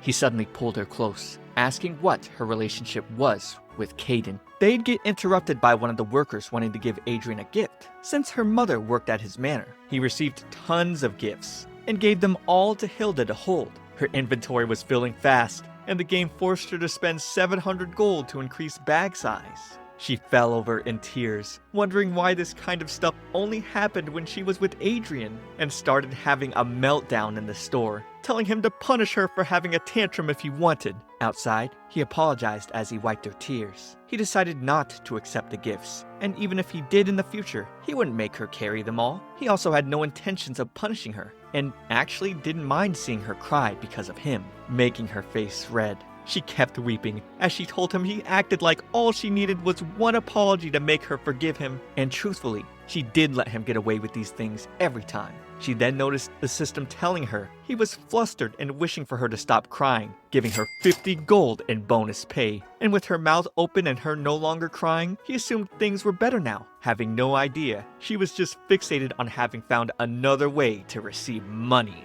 By evening, Adrian brought Hilda a knife covered in blood, claiming it was used to kill someone, and saying it was a shame he couldn't show her. However, this was all a ploy. He didn't kill anyone. He was just testing her loyalty to him. Meanwhile, in the pouring rain, Inspector Harrison was preparing to pay the Falsegraphs a visit. On another day, Hilda was happy to see Emily all better after a good night's sleep. Hilda unlocked the ability to put affinity targets to sleep previously, but this is unavailable during combat. She considered using it on Adrian when he was in a lot of pain, but gasped, wondering how she could be worried about him when her safety was more important. She was later called by Albin at the request of the Count, because Inspector Harrison and his assistant Jeffrey were here to see her. The Count would not allow Harrison to inspect his employee without him as witness, so they questioned the Count in his room, since a crime happened in town on the same day his son was there. Adrian was, in fact, spotted pretty close to the scene of the crime, and Hilda was seen with him. Harrison demanded Hilda tell him everything she knew, but she was cold in her reply, responding Adrian had nothing to do with that incident. When he pulled out a cigar, she quickly put it out, explaining if he did want to speak with Adrian, who had severe asthma, he couldn't smoke. Harrison let out a bellyful laugh, seeing that not even the maids of this manor were easy to deal with. Then, the Count concluded their conversation. After the ordeal ended, Hilda fell to the side of the wall, thinking she was gonna die. Harrison was so sharp with his gut feeling, she barely managed to get away without him learning anything. She knew in all honesty, if she had told him everything she knew about Adrian's involvement in the murder, she wouldn't have to worry about her own survival anymore. She just had to remember his face at that moment. And now, he just had to show up, asking with concern if something happened to her. He reached towards her face, and she flinched. This made him sad. He asked if she'd leave him, just like his mother did. She cried to him to be more careful when he was outside the manor, thinking she was totally done for because now she could only think of reasons to keep him safe. Adrian was so surprised by her boldness, his affinity went up by 10 points, making her wonder what kind of tastes he had. He explained he overheard her defending him from the inspector and wanted to know why she did. She tried answering it was only to protect herself, but he knew she would have been safe with eyewitness accounts no matter what. He gently put his head on hers, telling her to look at him, and this made her face so red. She clenched his shirt, admitting she's become so fond of him. They talked so much, had so many misunderstandings and shared experiences, and now she's gotten so attached, she didn't want to see him get taken away. This girl's Delulu. He's the devil. He responded that he understood, and that if she were the one who stood by his side to the end, even knowing what he was, even if he got caught and imprisoned, he would be fine with that. Covering his blushing face, he admitted he was fond of her too. Dr. Hubert soon entered Adrian's room, and now Hilda could see he was tagged with the evil trait, although he'd become friendly with her now. She had no idea he was evil, until he started to convey to Adrian that his mother had been making suspicious moves. But Adrian would say there was nothing to worry about. His mother had been sent off to look after her health. That was all. That night, Hilda lied in her bed, Thinking about how she had taken Dr. Hubert's notebook, she pondered on why a doctor who helped people was considered evil by the game's system. But one read of the notebook would leave her horrified. She realized it detailed the dates of patients on the brink of death that Hubert was bringing to Adrian to kill. Adrian's last murder was over 3 years ago, which was why his condition was worsening. She suddenly got an alert, and checking her affinity list, she found Caden and Grover had suffered critical wounds. They were incapacitated, and her connection to them was severed. She couldn't believe this. Then, at her door, someone came to deliver Hilda a gift on Adrian's behalf. 3 days later, she asked him where he was that night, and he explained he was at the butcher's, which is why he gifted her mutton, since she said she liked sweets and meats. She just finished sharpening 5 new pencils for him, as he explained the pencil she gifted him broke 3 days ago. Now she was sure he stabbed Caden and Grover with it. She wanted to find the bloodied pencil, and tried using the sleep skill on Adrian to knock him out, hoping it would work for at least 3 minutes with his current affinity level. He knocked out quickly, and as she began to search around, he suddenly grabbed her arm, and was now asking what she did to him. She tried to deny doing anything, but he could tell she was lying. He indeed was asleep unexpectedly for a few seconds. She wondered if he was aware of the system's existence now, as he posed poke in the air, much like how she always seemed to press something at this angle and height. It's not something he could do, but he hoped she wouldn't prank him too often with it, and she agreed. He then started bringing up how he's never met a human like her. She cried because of him, played pranks on him, and even saved him. She walked with him every day, and even listened to the opera with him. After realizing what he was, no less, he told her it felt good to be fond of someone. He liked it a lot. As Hilda helped put Adrian's jacket on for another night of killing, she looked a bit sad, having heard it was going to be Joanne. Adrian tried to reason with her. After all, Joanne was the one who pocketed money meant for her, but none of that bothered Hilda at all. What bothered her was thinking about someone she knew dying. Adrian conveyed that while this was the only way for him to live, not even he wished to kill someone young who had so much time to live. He asked her to understand. He knew someone as soft and kind as Hilda would find this hard, which was why he planned to do this himself, without her watching. His only wish was for her not to distance himself from him in moments like these. So she agreed to come along, and he was grateful for that. But when the time came where they visited the hospice, that was just a front for Adrian to isolate and kill. Hilda became stiff. Seeing Joanne calling out for her, Adrian's face was gentle, shutting the door behind him as he promised it'd be over soon. When she heard Joanne scream, begging for him to spare her, and calling for Hilda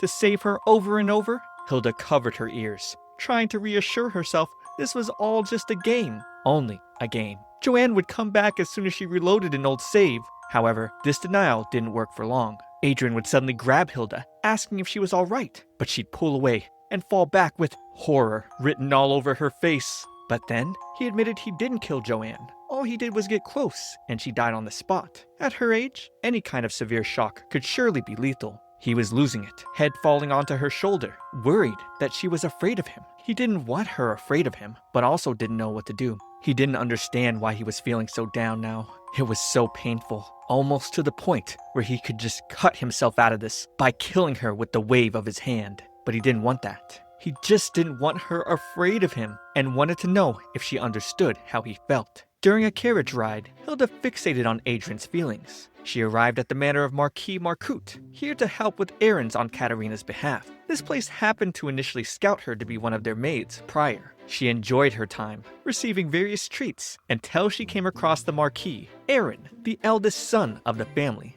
asking if she was the new servant coming from Count Faltzgraf's manor. He was quite pleased this new servant was easy on the eyes. However, touching Hilda's face irritated her, so she pinched his hand, hissing him off. He went to strike her, only to get his hand pierced by Adrian's pencil. Turns out, Adrian followed her here because he heard she was going to visit another man. But before they could chat any longer, he suddenly fainted. He woke up to Hilda's face, his head on her lap. She scolded him for being such a handful since he didn't take his medicine this morning. She explained she wasn't leaving forever, but was just running errands. Surprisingly, this was a great relief for Adrian. He was just glad she didn't dislike him. He thought she left because she was done with him, and was so afraid of losing her, he followed. And the next thing he knew, he was there. Hilda became quiet, now filled with the same questions in her mind. What was she to Adrian? What was their relationship? And as he pointed out her face was flushed, she wondered what were her feelings for him.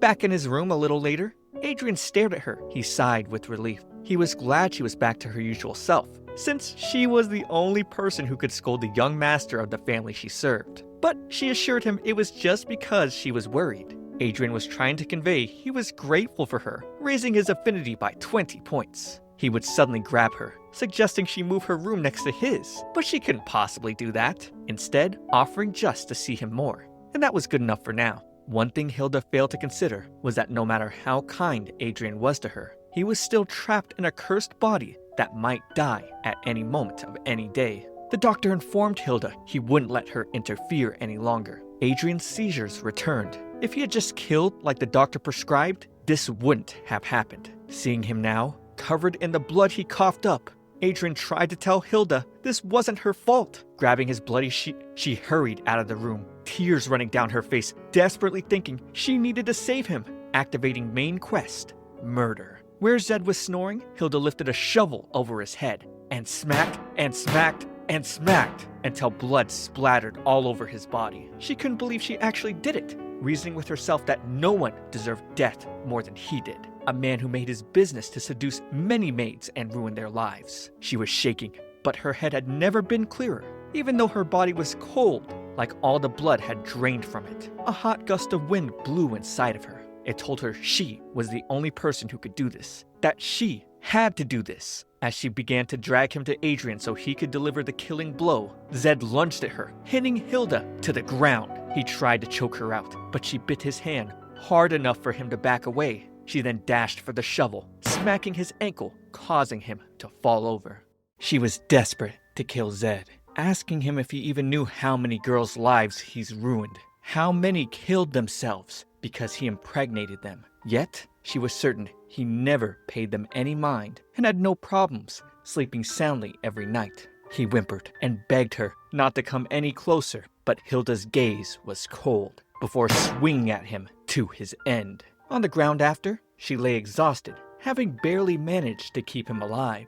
It hurt her so much, coughing up blood. She wondered what went through Adrian's mind going through seizures and coughing like this every day. When Adrian came to get her, he assured her he got better and that it didn't hurt anymore, but she knew he was lying. She could see he was pale as sheet and explained having knocked Zed unconscious so he could deliver the killing strike. Adrian was thankful, but didn't want to scare her, so he covered her eyes, asking her to sleep. His body that she thought was almost amorphous was now full of warmth. She could feel his lively pulse. She originally thought Adrian would be colder than anyone if he got closer to another person, and was experiencing a new realization she couldn't understand. Even as he held her as if she were going to crumble under pressure, he was also going under a realization of his own. After the ordeal was finished, he handed her a warm drink at her bedside. Despite her telling him he could go now, he wouldn't leave, reminding her that she worked for him, and that the son of a high authority with the soul of a devil wouldn't die so easily. He was concerned, feeling her hands were still trembling, and since he was responsible for it, he told her directly that he'd take responsibility to make sure he'd look after her. Wow, her heart was racing now. She wondered if he was doing this on purpose. She pulled her hands away to try to play it off.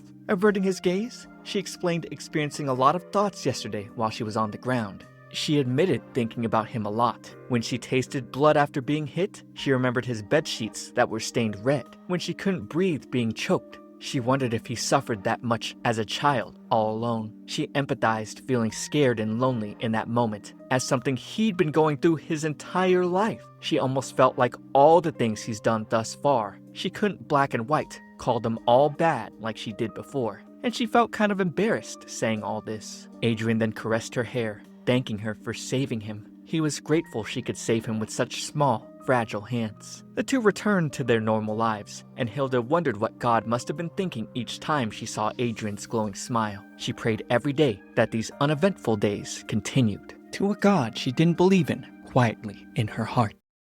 The next day, Hilda spotted her fellow maids being scolded for not doing their jobs to perfection. Apparently, the uproar had to do with the fact that the manor was going to host a grand party for Adrian's birthday, where all the high nobles had been invited. Hilda would be the next to receive a scolding from Letitia, who pointed out her mind had been wandering lately. As the young master's personal maid, she needed to be more ready than anyone else. So, She made this room completely spotless, organized all of his clothes, and rearranged his books by category. She's been busy every single day like never before, and she was tired. Getting some rest in her room, she thought about what to give Adrian for his birthday, but then remembered she was dead broke from using up all her savings on medical treatment. She decided to nap, and in her dream, she found a bloodied Zed, asking, "Why did you do this to me?" When she answered he deserved to die, he started choking her, asking who she was to judge him. She reasoned she had no choice, because she just couldn't let Adrian die. And even if she went through the same situation, her decision wouldn't change. She'd do it all again. After smacking him out with a shovel, she told him that if he ever showed up in her dream again, she'd kill him. Oop, but now she felt bad. She didn't mean to kill him twice. She slowly woke up to Adrian calling her name and jolted right up. He caressed her face. Seeing as she had a bad dream, he uttered, "You poor thing." Hilda was so caught off guard. She tried to get away by saying it was time for his medicine, but he already took it and had a table full of sweets to give her instead. He prepared all her favorite, but with her seeing meat cake, sardine apple pie, meat macarons, and meat fruit punch, she wondered who in the world made such high-quality garbage. You'd go to hell messing with good food. Oh wait, he's the devil. She wondered if he was warning her that if she slipped up, she'd be made into crappy meat dishes like this. Or was he telling her to make more offerings like Zed? He asked her if something was wrong, and with her nearly barfing at her meat macaron, she had him eat some too, and he felt just as sick. Now realizing he'd done wrong, he asked for a chance to make it up to her, and that next time, he wouldn't disappoint. She later found he made it up by preparing a burial place for Granny Joanne. She didn't think he needed to do this for her, but he knew Joanne was the woman who raised her, and hoped it would help Hilda with her heavy heart. She couldn't believe he was being so considerate towards her, but on the inside, she actually regretted saving Joanne when she saw Adrian in so much pain. Paying respects to Joanne, she considered doing the same for Zed. Even though he was trashy, she still felt sorry for not killing him in one hit, and for killing him in her dream. She uttered, "I hope you don't touch another woman in hell." And shortly, a little girl added, "I hope you burn in hell, and don't steal money from children." Hilda jolted, having no idea where she came from. Little Rosie, with the evil attribute, excitedly rambled that it was good she did some errands for Joanne when she was a baby. She knew exactly who Hilda was, and wanted to know if there was any work she wanted done. Hilda wasn't too keen to take on child labor, causing Rosie to pout, claiming she heard about Hilda from Caden and Grover, who were still recovering from the stabbings. Hilda was relieved to hear they were still alive. Rosie bragged about her abilities. She could do more than Caden and Grover, and go anywhere without being spotted. Hilda's conscience was flaking, and eventually fell off, accepting Rosie as an affinity target. She was a little taken aback, seeing she could assign Rosie to handle so many different murderous tasks. And hearing Rosie giggle about how excited she was, Hilda could feel the madness from her eyes. From failing the main quests, Hilda learned 2 new skills. The first one was summoning aid, and she could summon 5 at any time. The second was track footprints. By setting a target to be tracked, she could see their path for the past 12 hours, and the footprints of each individual fades out over time. Suddenly, Rosie sensed an uninvited guest and disappeared. Hilda was alerted to someone hostile approaching, and she got chills, seeing it was Inspector Harrison. He came up to her, mentioning this charitable hospital headed by the Falsgraffs sounded nice, since it collected those who were old and poor, helping them meet a peaceful end, but then alluded to how it was rather odd that it only accepted one person at a time, and seeing as how the public deemed even that as a gracious act of charity, he joked that they were under some kind of spell. He then explained his reason for being here, to check the cause of death after hearing someone died here. The doctor kept meticulous records which were airtight. He also needed to follow up on some of the children that were sponsored by the Falsgraffs that went missing, but he wasn't able to get any of the higher-ups' approval. Now, he brought up Zed, and Hilda had to hold it together. If she got nervous here, Harrison would just get more suspicious. She made the excuse that she hadn't met Zed much, since she usually worked inside the manor, but heard he left after causing some trouble. That's when Harrison pulled out a bloodied pencil, the same kind as she had given to Adrian as a present. Harrison had found it in an alley recently and grabbed it since it looked like it was used to stab someone. Hilda now realized that Adrian must have used it to take Caden and Grover out of the picture. She downplayed the idea of stabbing someone using a pencil to be ridiculous, and Harrison pretty much accepted it, but he seemed suspicious. A variety of the most expensive clothing worth 5,000 gold helped Hilda reach level 25 and gave her a legendary set effect, Tackle, which she pretty much had no use for. She got nervous since Adrian was offering her whatever she wanted in this boutique as a way to make up for disappointing her earlier. He wanted to buy her more things, but she ushered him to put the other things back. She didn't need all these things, but considered taking them anyway to sell them later. She had a little bit of a moral quandary with selling gifts, but reconsidered since she could get a lot of gold back. Later, walking the streets together, Caden and Grover had tears in their eyes waving at her. She was scared, knowing if Adrian saw them, her underworld revenue streams might dry up. So, she grabbed his face, telling him to look just at her. She then got a notice that his pulse was spiking, and he potentially had arrhythmia. She apologized because she had to have him stay right here. But when she left, he covered his face over how flush he was. The two cronies bowed at Hilda's feet, and she smacked them, whispering they needed to get lost because they definitely saw the man she was with. However, they were a little bit sentimental, and also extremely scared of Adrian. Just looking at him made their skin crawl. However, they weren't going to let Hilda go until she gave them something to do. As an event, the favor selected would be at random, and with max affinity, they would automatically work themselves to death. After giving them their tasks, she peeked around the alley and wondered why Adrian was just standing there. She tried talking to him, but he just wouldn't react. Then finally, he smiled at her, saying they were all even now. She then told him she appreciated how much he was thinking of her, but added there was no need to spend this much attention on a mere maid. However, he didn't understand what she was saying. She was nothing mere to him. She then argued he tried to kill her once, but to this, he was glad he didn't. Is she supposed to be thankful for him not killing her? She reminded him their relationship was defined by the fact he was above her, a fact that left him cold. Back at home, she pondered on if she was being too harsh. It's true she couldn't define their relationship, but not being too attached was the best way for her to ensure her survival. But she still secretly ended up buying him a birthday present using her own money. She felt she could have said things a bit nicer, because things were definitely awkward back in the carriage ride home, considering he didn't say a single word. She got up, wanting to go apologize to him, but found him at her door crying.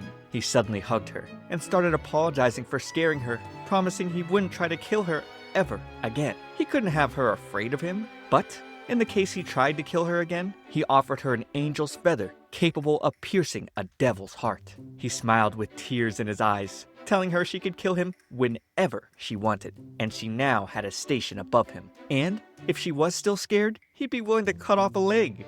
She, of course, wanted him to stop because he was talking crazy through his tears. He just wanted her to stop looking away from him, but she could barely handle the handsome weapon that was his face. The two then went on a night walk and held hands underneath the shine of the beautiful moon. A carriage arrived at the manor on a rainy day, and Adrian welcomed his smiling mother home. Using her new legendary maid equipment, Hilda worked at an incredible pace, fulfilling her duties. Games truly came down to having the best gear. She then got a notice that Patrick had been added as an aide. It was probably Rosie recruiting people again, with the two additional men of the underworld committing unscrupulous acts on others. Where the birthday party was going to be hosted, Hilda was suddenly sprayed by the sprinkler system. Luckily, her clothes were still dry. She was then warned by Olivia, one of the mistress's personal maids, that she wasn't allowed to be here without express permission. Hilda dried herself off, thinking about the intense water pressure from earlier, and being greeted by Adrian. She learned he was stressed up because he had greeted his mother this morning.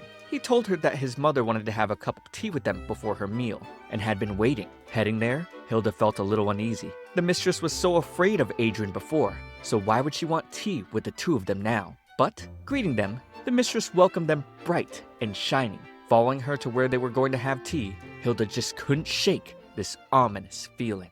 Enjoying Hilda's tea, Countess Priscilla decided to give her access to their summer vacation home. But Adrian suddenly shut down her access. The mother and son went back and forth. Priscilla opening the map while Adrian closed it. The two were fighting over which of them would get to spend more time with her. Priscilla then admired the fine works on the tea set they were using, and Adrian told Letitia to make sure they reward the person who prepared it, saying they must have an eye for finery. Only, Hilda knew he was the one who prepared the set for his mother, and she didn't understand why he wouldn't tell her. The air got heavy and awkward, with Priscilla and Adrian putting on a pleasant front, while she still harbored fear and hatred towards him. When she began taking her leave, he tried to hand her handkerchief back, but she suddenly screamed and smacked it out of his hand, giving him a look of disgust. Trying to prevent things from getting worse, Hilda dropped one of the teacups she was taking away, minus 800 gold. But she was already so broke, it didn't matter anymore, and Adrian went to her side to help out. Meanwhile, Priscilla stumbled back to her room, panting and heaving. Shaking, she admitted to her maid Olivia that she was about to strangle the neck of that detestable demon. Olivia then alerted her master to the fact Hilda discovered the broken sprinklers, and the Countess became distraught. However, she decided it was fine, since Hilda took care of her when she needed it most. Soon, the day of God's judgment would be upon them, the first being created by the Almighty, a carefully crafted sculpture with the body of evil and holy wings, belonging in neither heaven nor hell. The sin of defiling a pure subject while enveloped in white, he who was once holy has fallen to the bottom of hell. Thus, he had removed his own wings and made hell his abode. His name was Satan, and he commanded hell's forces. Somewhere in the deepest pits of hell while he gardened, his pupil Lilith tried to get the jump on him, but she was still 1,000 years too early. The two chatted, and we learned Beelzebub had tried burning one of his precious flowers, so he broke his neck. If the Lord hadn't stopped Satan, he definitely would have killed him. A demonic flower suddenly came screeching at them, but Satan quickly calmed it down. Lilith couldn't understand why he was so affectionate towards these plants, but he actually pitied her lack of understanding their beauty. She then asked why he didn't become the new Lord of Hell, since he was stronger than everyone here. But for him, he didn't want to leave his plants behind being cooped up in the castle. He couldn't bring them in either, since all the demons would be consumed and die by them one by one. Lilith didn't understand why he was forbidden from doing anything that could bring further chaos into hell, or why he was the only one who treated her like a child, considering she was a 500-year-old devil who's undergone 6 phases of metamorphosis. He hadn't even taken her love confession seriously. However, he'd remind her they'd been over this already. He claimed her feelings for him were nothing but childish infatuation, akin to gluttony, not love. When he pointed out she wanted to eat him, she was embarrassed. She did, but wasn't going to, and then argued it was a demon's instinct to want to mate with the most powerful demon. As the strongest female, she wanted him to desire her as well. She tried telling him that she loved him over and over, but he just coldly responded, incomprehensible. Later, she anxiously brought her grievances about this rejection to Irinome. Irinome questioned if Satan's lack of desire for other demons had something to do with his half-angel heritage. He was actually interested in Satan as well, because of his power. Lilith wouldn't stand for Irinome sullying her teacher's name, but he hit her insecurity, reminding her that Satan has never said that he loved her even once, and proposed a way for her to get Satan's love. She just had to ask the current Lord, her father, to make her Lord. After that, she would be, by title, the most powerful demon, and have Satan all to herself. Unfortunately, the Lord of Hell would tell her it was too early for her to ascend the throne, and that Satan could not be bound by their kind. A year later, she was making preparations for war. Since her father was refusing to give her the throne, she was going to steal it. She recruited werewolves, hellhounds, Irrit, Cerberus, and Fire Giant, waging a war with her father that lasted centuries. Satan battled against her forces because of his pact, which made him loyal to the current ruler, the ruler's heir, and he could not form a new pact with anyone else. It pained him to be on the opposing side of his dear pupil, but she simply loved watching him fight. His destructive power was beautiful to her. As she flew down to claim him with her knife, she'd be hit with a shocking secret. Even if she had become ruler the proper way in time, he was already planning to leave hell before she rose to the throne. He didn't know exactly where he'd go, and decided on Earth, since heaven wouldn't take him back. Lilith cackled, thinking those pathetic humans would never welcome him with open arms. She wasn't going to let him leave her behind. However, he'd hit her with the truth like a splash of cold water. He was never with her to begin with, and he belonged to no one. She wouldn't accept this. She suddenly stabbed herself, casting a curse on him that she'd been building up each time she saw him on the battlefield over the course of centuries. He wouldn't be able to escape her love, as she sent him down to Earth, where he'd be forced to inhabit Adrian's sickly body. The maids spoke in hushed whispers about how their young master hadn't cried once since he was born, and the dogs always barked at him when he passed by. The Count didn't seem to favor him as an official heir either. Just looking at him twisted everyone's stomach a bit. It felt as if he wasn't human. Priscilla doted over her bedridden son though. She pleasantly asked him to plant a citron tree with her on this particular day. Planting the tree together, albeit a little crooked, she gave her son a ton of affection, thanking God for giving her Adrian. He was her blessing, her angel. Yet, he knew she knew nothing of the God she prayed to, and nothing of what he truly was. He always thought his human mother was quite unique. Both her warm embrace and this temperate weather were things he didn't mind. This happiness would be brief, as all false joys were destined to collapse someday. The head priest had told Priscilla her son's chronic illness might be due to demon worshippers, and offered her holy water blessed by the bishop. He told her giving it to him would wash Adrian of any demonic taint. But when Adrian drank it, he suddenly collapsed in pain. Priscilla thought back. She was certain Adrian was baptized in her womb, so why was he fine then? Her heart sank, thinking her son was swapped with something else without her knowing.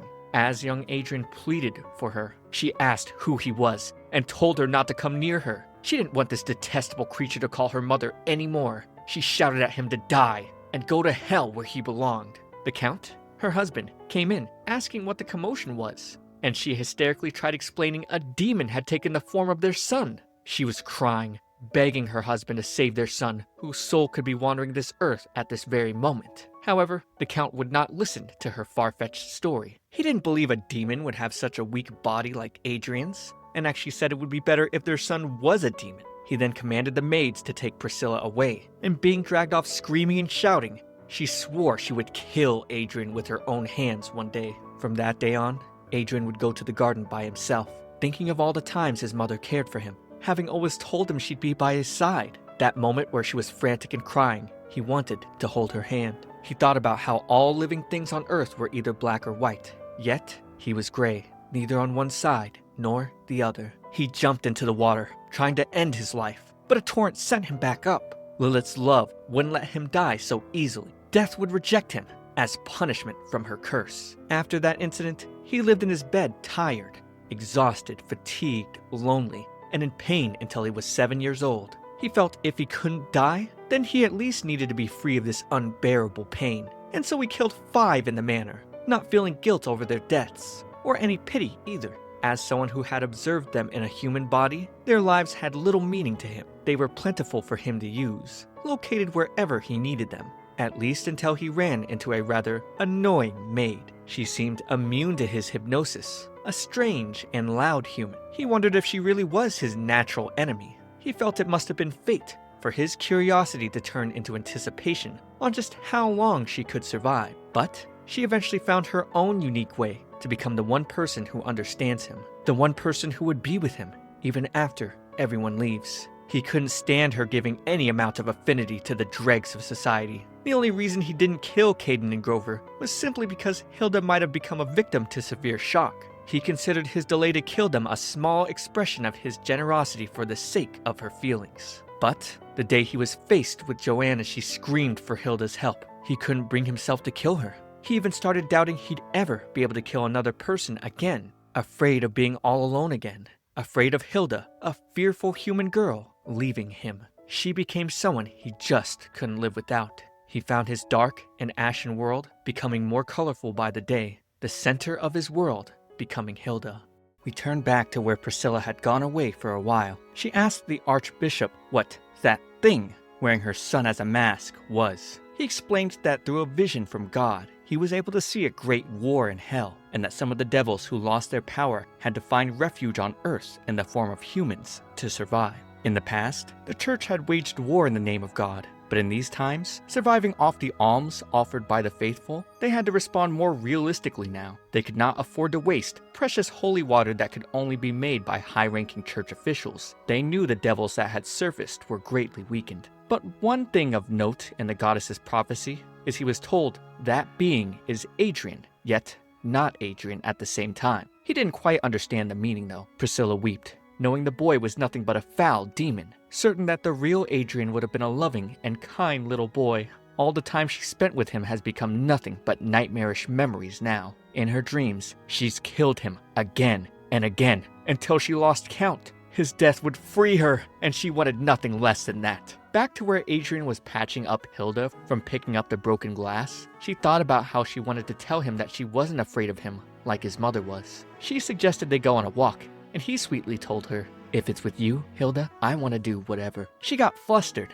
trying to catch her breath as she told him he couldn't say things like that in public. It might cause misunderstandings. Not that she minded the flirting. A week later, Hilda woke up, ready to take care of Adrian's birthday breakfast. After getting dressed, she went to check on the broken sprinklers. The pressure from them was so high that one time, it would definitely blow someone as weak as Adrian right away. Dr. Hubert came by, and turns out he's being let go. Hilda considered killing him off, but he explained there was no need to worry about him snitching. He'd likely be killed if he did, and that would mean his wife would suffer as well. Hilda was surprised to hear the doctor who made a profit on his patient killing people was a believer in true love. Bringing Adrian his morning medicine, Hilda got an alert that his chronic headaches were getting worse. He leaned his head on her stomach, whining a bit about how he didn't want to go to the party. He didn't like crowded places. They were loud and troublesome. Hilda then mentioned she liked birthday parties. It meant that there were so many people other than herself who wanted to celebrate his birthday. Hearing she was happy he was born made him happy.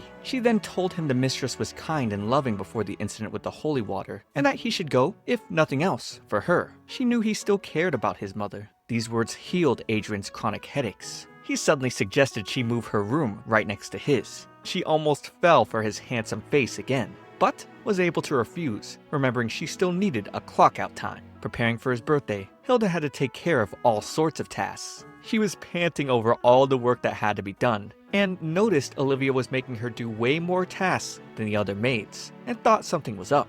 She tried to refuse, reasoning she was Adrian's personal maid, but Priscilla would come by, sweetly asking her to listen to Olivia for the day. Luckily, right after the mistress left, Emily came in, deciding to take on Hilda's duties. Eventually, Adrian began saying a few words for his birthday, and Hilda noticed the sprinkler system beginning to activate. Then, holy water began sprinkling all over the guests, and Priscilla was cackling like a crazy person. She wanted the people to gaze upon Adrian's contemptible face as she told him to die over and over. Then, she pulled out a knife. Hilda ran in to protect Adrian, but suddenly, Priscilla would stab herself. Blood dripped while she uttered she'd be following her lonely, poor little boy, her beloved Adrian. Hilda dragged Adrian back to his room, and in an attempt to remove the blankets off of him, she discovered his skin was burning away from the holy water. Suffering more and more, his murderous intent was increasing any higher, and Hilda would die. She considered running, but then decided not to, because at least if she died by his hands, he would live. He then pushed her, pleading for her to leave because he didn't want to hurt her, and his murderous intent began to decrease. He started to cry, reminding her of the tool he gave to her in case of this. He begged her to kill him with it. Tears dripped down her face. Seeing his murderous intent was at zero, she was sad. So very sad, thinking about how he just wanted to spend some time with his mother. He even looked happy doing it. She just wanted him to be happy. She just wanted him not to be in pain. Was that really asking too much? She grabbed his hands, telling him to trust her. She was taking his key and told him that no matter who knocks, don't open the door. Even if the whole world turned its back on Adrian, she wouldn't. She called her 4 aides, Torben, Patrick, Norbert, and Lysander, and thus the main quest, murder, had been restarted. She later woke Adrian up outside and knew he was still hurting, but he'd be fine now. She explained he just needed to finish them with the knife. They'd all been poisoned and paralyzed. Dragging one of the bodies, she accidentally stabbed one of the victims, killing him and completing the murder main quest. She was unusually lax about all this, especially since the victims were criminals. She only simply apologized, saying she'd make sure to let Adrian deliver the finishing blow on more to come. Adrian then held her close, telling her to stop crying, even though from her point of view, she wasn't. He begged her to stop crying like this, but she was worried he'd die and was willing to do what needed to be done. Now she could kill people like it was nothing. Adrian then assured her he was alive and kissed her crying face. The next day, Olivia and several other maids came to see Adrian under Priscilla's orders. Hilda refused to just let her in, and Olivia accidentally let slip that she knew the sprinklers were spraying holy water. Then Adrian came to the door, shocking Olivia because he looked perfectly fine. She couldn't believe it. She swore she saw the burns on him yesterday. Olivia was sweating, now considering the idea she might have been mistaken. Hilda then brought up how she requested to have the sprinklers repaired, yet that didn't happen, and how Olivia made sure she was busy during the whole birthday celebration, and now suggested Olivia had come to see if Adrian was hurt by the holy water, bringing all these maids to serve as witnesses. Adrian was intimidating, asking Olivia if what Hilda said was true. He told her he was already unwell that day, and that the spray of water really surprised him. So much so, he would have died if not for Hilda. He wanted to know if Olivia was here to confess her crimes to him. Olivia fell to the floor, now begging him to kill her. But as he shut the door on her, he told her there was no need. Eventually, he would choose the proper punishment once everything came to light, and she could wait in her room until then. Inside his room, Adrian explains his mother was in a comatose state, and his father ordered her to be confined to the villa. She likely wouldn't be leaving that place for the rest of her life. Turning away from the dark mood, Hilda wished Adrian a late happy birthday and presented the gift she bought for him when they went to town together. Opening the case of a watch, she was worried he'd be disappointed since it was much cheaper than all the other presents he received. But taking her hand, he smiled, telling her this was the most precious gift he's ever gotten in his life. So she giggled and smiled back. The two decided to get some fresh air, where she wheeled them up to the mountains so they could enjoy the blooming spring flowers. The view higher up was beautiful, and here he told her she should have killed him. Then, that way, she would have been able to stay well rested. She assured him she was fine though, as long as he lived. This was insane. Her view was still full of PC and NPC stats and game windows. He then told her he won't die. He'd continue living because he wanted to spend his life with her. The moment she said he was alive, none of this was a game any longer. From now on, she wouldn't be killing people, but tell herself that she was saving Adrian. When she thought of it that way, it felt stronger than his enemy, which was the whole world. The warmth she felt and the person in front of her wasn't just a game. It was reality.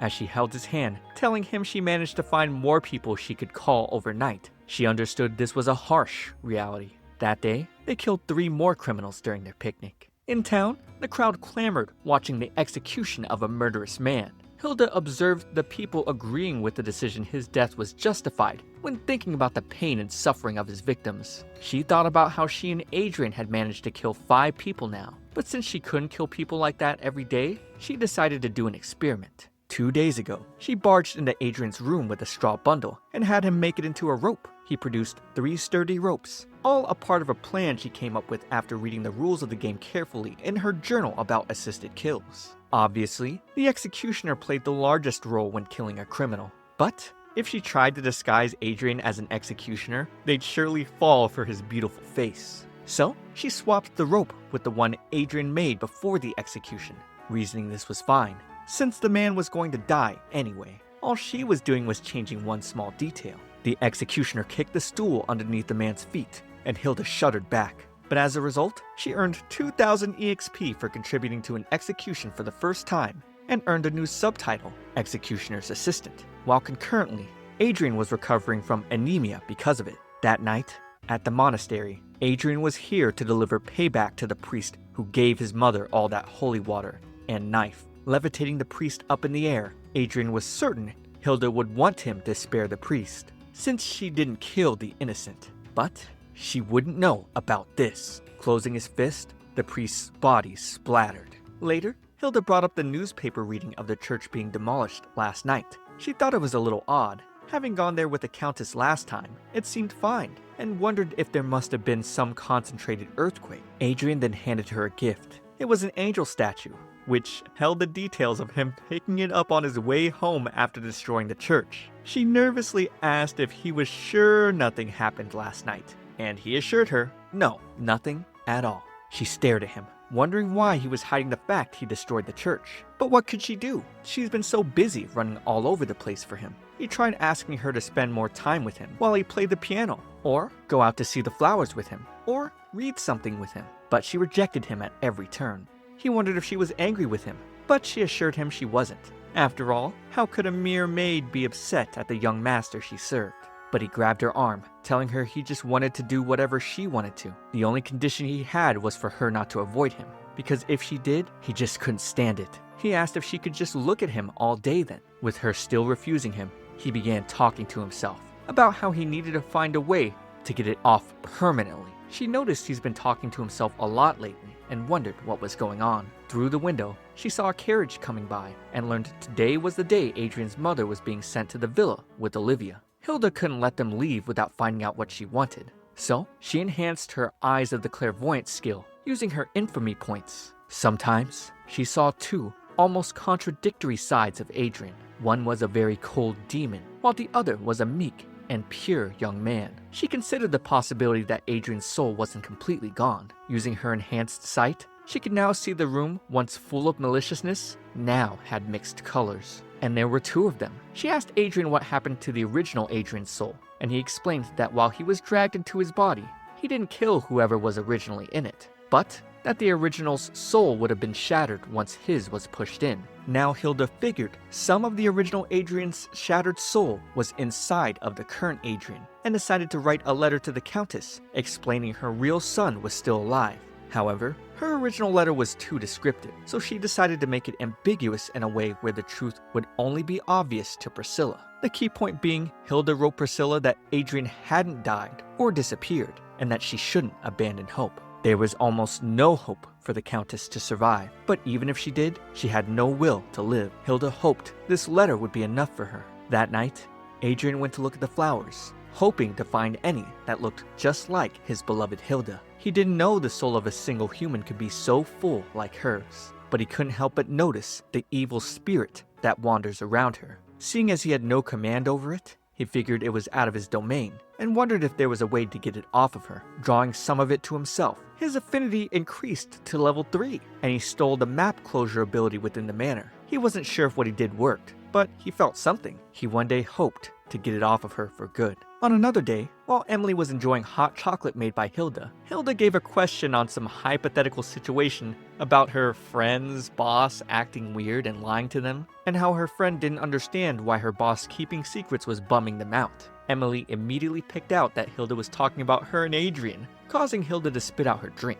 Emily was gushing over the two, asking if there was something going on between them, and even though Hilda denied it, Emily assured them there were plenty of girls who fancied Adrian in secret, and with her being his personal maid, she had more than a small chance. Hilda was at a loss, thinking someone who had feelings for the final boss of a horror game surely had to have a screw loose somewhere. Emily then quickly became sad, thinking Hilda was never planning to tell her about her secret relationship, even though they were supposed to be best friends. Her affinity suddenly decreased by 50. Twice, and she walked away from Hilda. Hilda figured she needed to cheer up Emily somehow, but only just now realized she had feelings for Adrian. Yup, Hilda was the human with the missing screw, who fell in love with the final boss of a horror game. She was supposed to find a way to log out of the game, but completely forgot about all that, to focus on keeping Adrian alive. She contemplated many things, like what if she told him she liked him, only to leave the game and never return. She decided to check her affinity list to fix things with Emily, and was taken aback seeing Rosie had shot a criminal who refused to become an aide.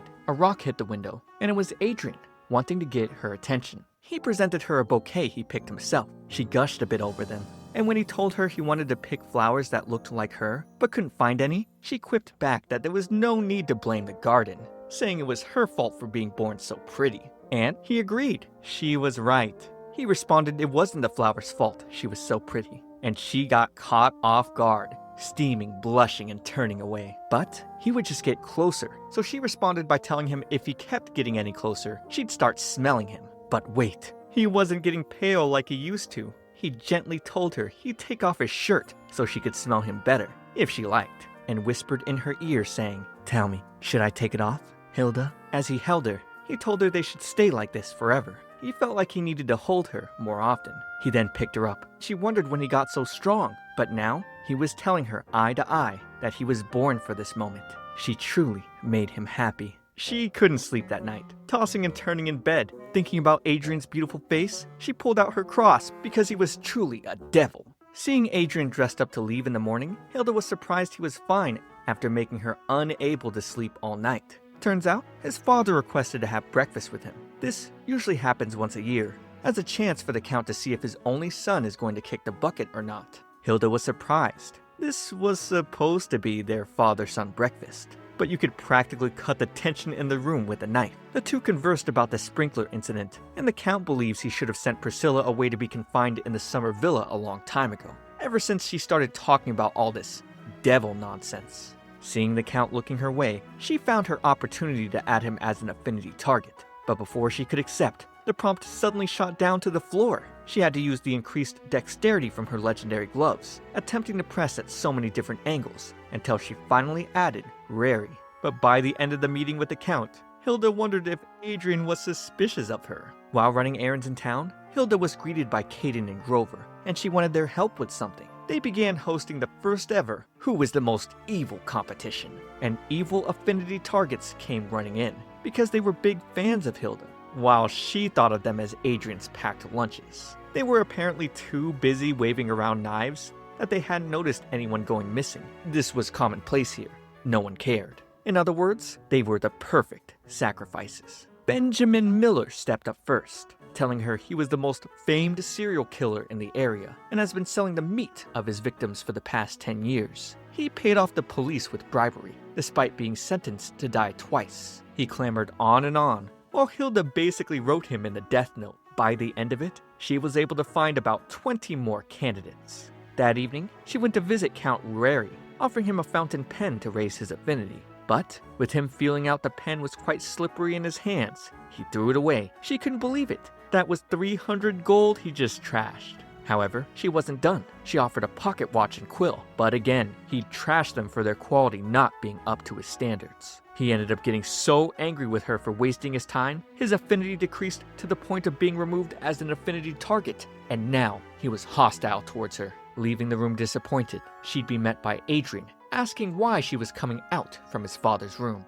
Depending on her answer, he'd kill all of them. Hilda put it together that it seemed like she was an ambitious maid who planned to give birth to his father's baby to increase her station in life. She suddenly yelled at him that it wasn't whatever he was thinking, and he soon calmed down. Back in his room, she handed him a gardening set, a plant that was apparently impossible to kill, along with a limited edition music sheet and his favorite tea leaves, as well as a menu of criminals she collected for him. Adrian was so grateful, it brought a tear to his eye, but she wondered why his affinity wasn't increasing. She tried asking how he felt, and he responded his heart was always beating out of his chest when seeing her. However, when Hilda checked his affinity level, she was surprised to see it had raised to level 3 without her knowledge. Now, it seemed offering items to increase his affinity was out. She had no idea how to raise it now. He then sat down on his bed, bringing her hand to nuzzle his face on it, telling her he needed her by his side, and that she was the only one who could help him sleep. This made her blush and her heart beat. On another day, Hilda received notice that a beheading was taking place back in town. She kept getting these notifications ever since she got the executioner's assistant title. It seems the town's executioner favored beheadings more these days, since they were quicker and cleaner. So, she figured she should make an executioner's axe. She had bought rope in town the other day meant for hangings, but she accidentally bought the wrong kind,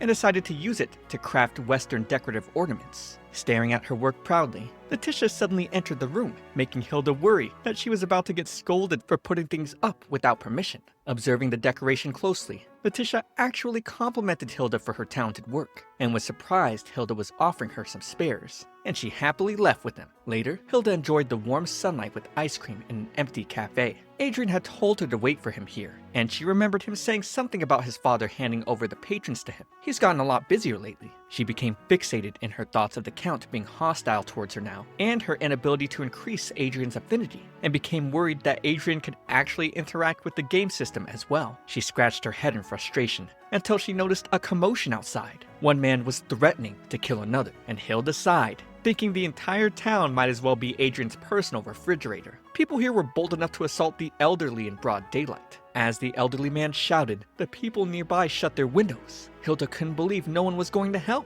Stepping out, Raccoon Hilda used tackle, and the critical hit caused her opponent to drop his held item. But it was too much. She did some serious damage to the front of someone's house where the man crashed into. Adrian just happened to return now, and worried if everything was alright. Hilda decided they should bring the man back. And in the mansion, Adrian told Casimir to get up. giving him a deadly glare. Seeing Lord Satan before him, Casimir smashed his own head, bowing, and was now in tears, saying it was an honor to meet Adrian, and that he couldn't believe he had actually come to Earth. Adrian responded he would have preferred to die, but then began asking why Casimir was here. Now Hilda could see Adrian wasn't the only devil in this world. Casimir explained the circumstances of his lord, Belphegor, the demon of sloth and lust, falling asleep and being unable to leave his castle. Casimir was captured behind enemy lines and brought here to the surface world, and now barely made ends meet looking after children in the orphanage. Seeing him joyful as she stared at Adrian with admiration, Hilda wondered what this atmosphere was. Casimir wanted to devote himself to Adrian, and so Adrian decided to find him a place to work here. Hilda tried to dissuade Adrian, since Casimir had just been caught beating up an old man. However, Casimir would explain that the old man had been trying to kidnap one of the kids from the orphanage. Crazy. Looks are definitely deceiving. Hilda clenched her teeth. She had to go through so much before she was acknowledged as a servant. She was almost poisoned and killed in the whole process. Yet, Adrian was so easygoing with this devil. She got annoyed, seeing the satisfied look on Casimir's face, when she's never gotten a good job from Adrian even once. This was clear discrimination. She decided she was gonna haze Casimir. The next day, due to some events involving a duchy buying the decorations Letitia had gotten from Hilda, Hilda was now receiving a pay advance of about 2,000 gold. She was amazed. Using the rope she bought created a 700% profit. Casimir then came in, carrying a huge load of laundry. He had already delivered Adrian his medicine as well, under Letitia's orders, and Hilda could see the laundry he was carrying looked heavy enough for 2 men to struggle with. Taking a glance at his physique, she could also see he had the perfect physical build for a servant. Now that he was asking where the laundry room was, she smirked, thinking this was the perfect chance. The laundry room was the place that all the servants tried to avoid. The hierarchy was stiff, everyone there was strict. It was all hard work. But now seeing him go through the work gracefully, her jaw dropped. She was planning to talk his ear off if he tried to complain or quit. The two then began talking about the orphanage he ran. Hilda was suspicious it might have been some human trafficking ring. But nope, it was where he grew up.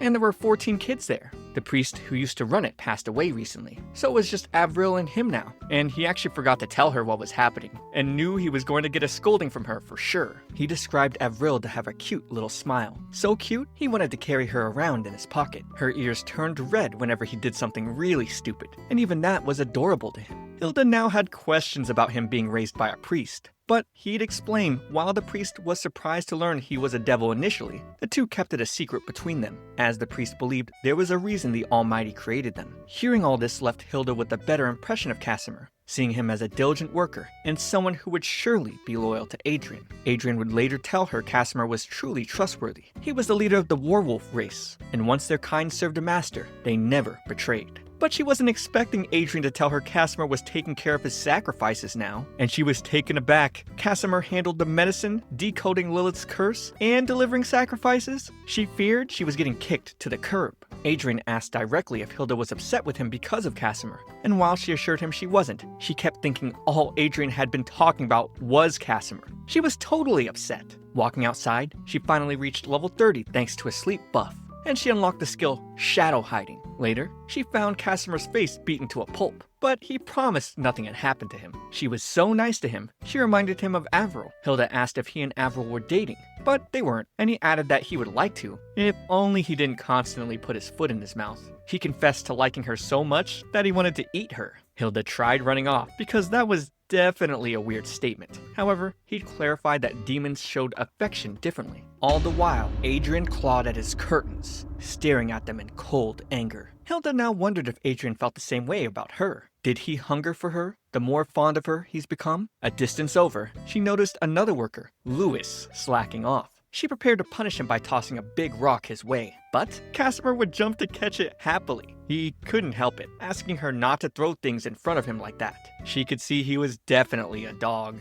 Later, when Hilda brought Adrian his medicine, he right off the bat asked about her time with Casimir. She noticed the curtains were torn up, so he lied and said he mistakenly tugged on them while removing something from the window. She didn't understand, but also didn't like him lying to her. As she began to take the curtains for a change, he told her there was no need for her to do it, since he could just call Casimir, and she again became frustrated that Casimir was all he was relying on. Casimir suddenly appeared, loyally reporting for duty. He and Hilda fought over who would change the curtain, and when she smacked his rock-hard muscles, she commented they were amazing. and bet he didn't feel anything when she punched him. Adrian suddenly told Hilda she could leave, and that Casimir needed to stay behind. Things became a bit awkward. After she left, Adrian began Casimir's punishment. 3 hours, 26 minutes, and 40 seconds. He questioned why Hilda was spending less time with him. He expected Casimir to withstand this next beating without making a peep, like before. Later, Letitia was very happy to see Hilda, and for selling more embroidery, Hilda received another 7,000 gold. Hilda later started cleaning up the leaves outside, and got alerted to an enemy approaching. It was Inspector Harrison saying, "Look who it is, the suspicious maid from the suspicious county." He was here with Inspector Jeffrey. She and Harrison began their squabble immediately, as he was looking for the Count. However, Chief Jeffrey reminded Harrison he signed a memorandum stating he wouldn't go after the wrong people, and that if he kept this up, he'd be reported to the police administrator. With Jeffrey apologizing on Harrison's behalf,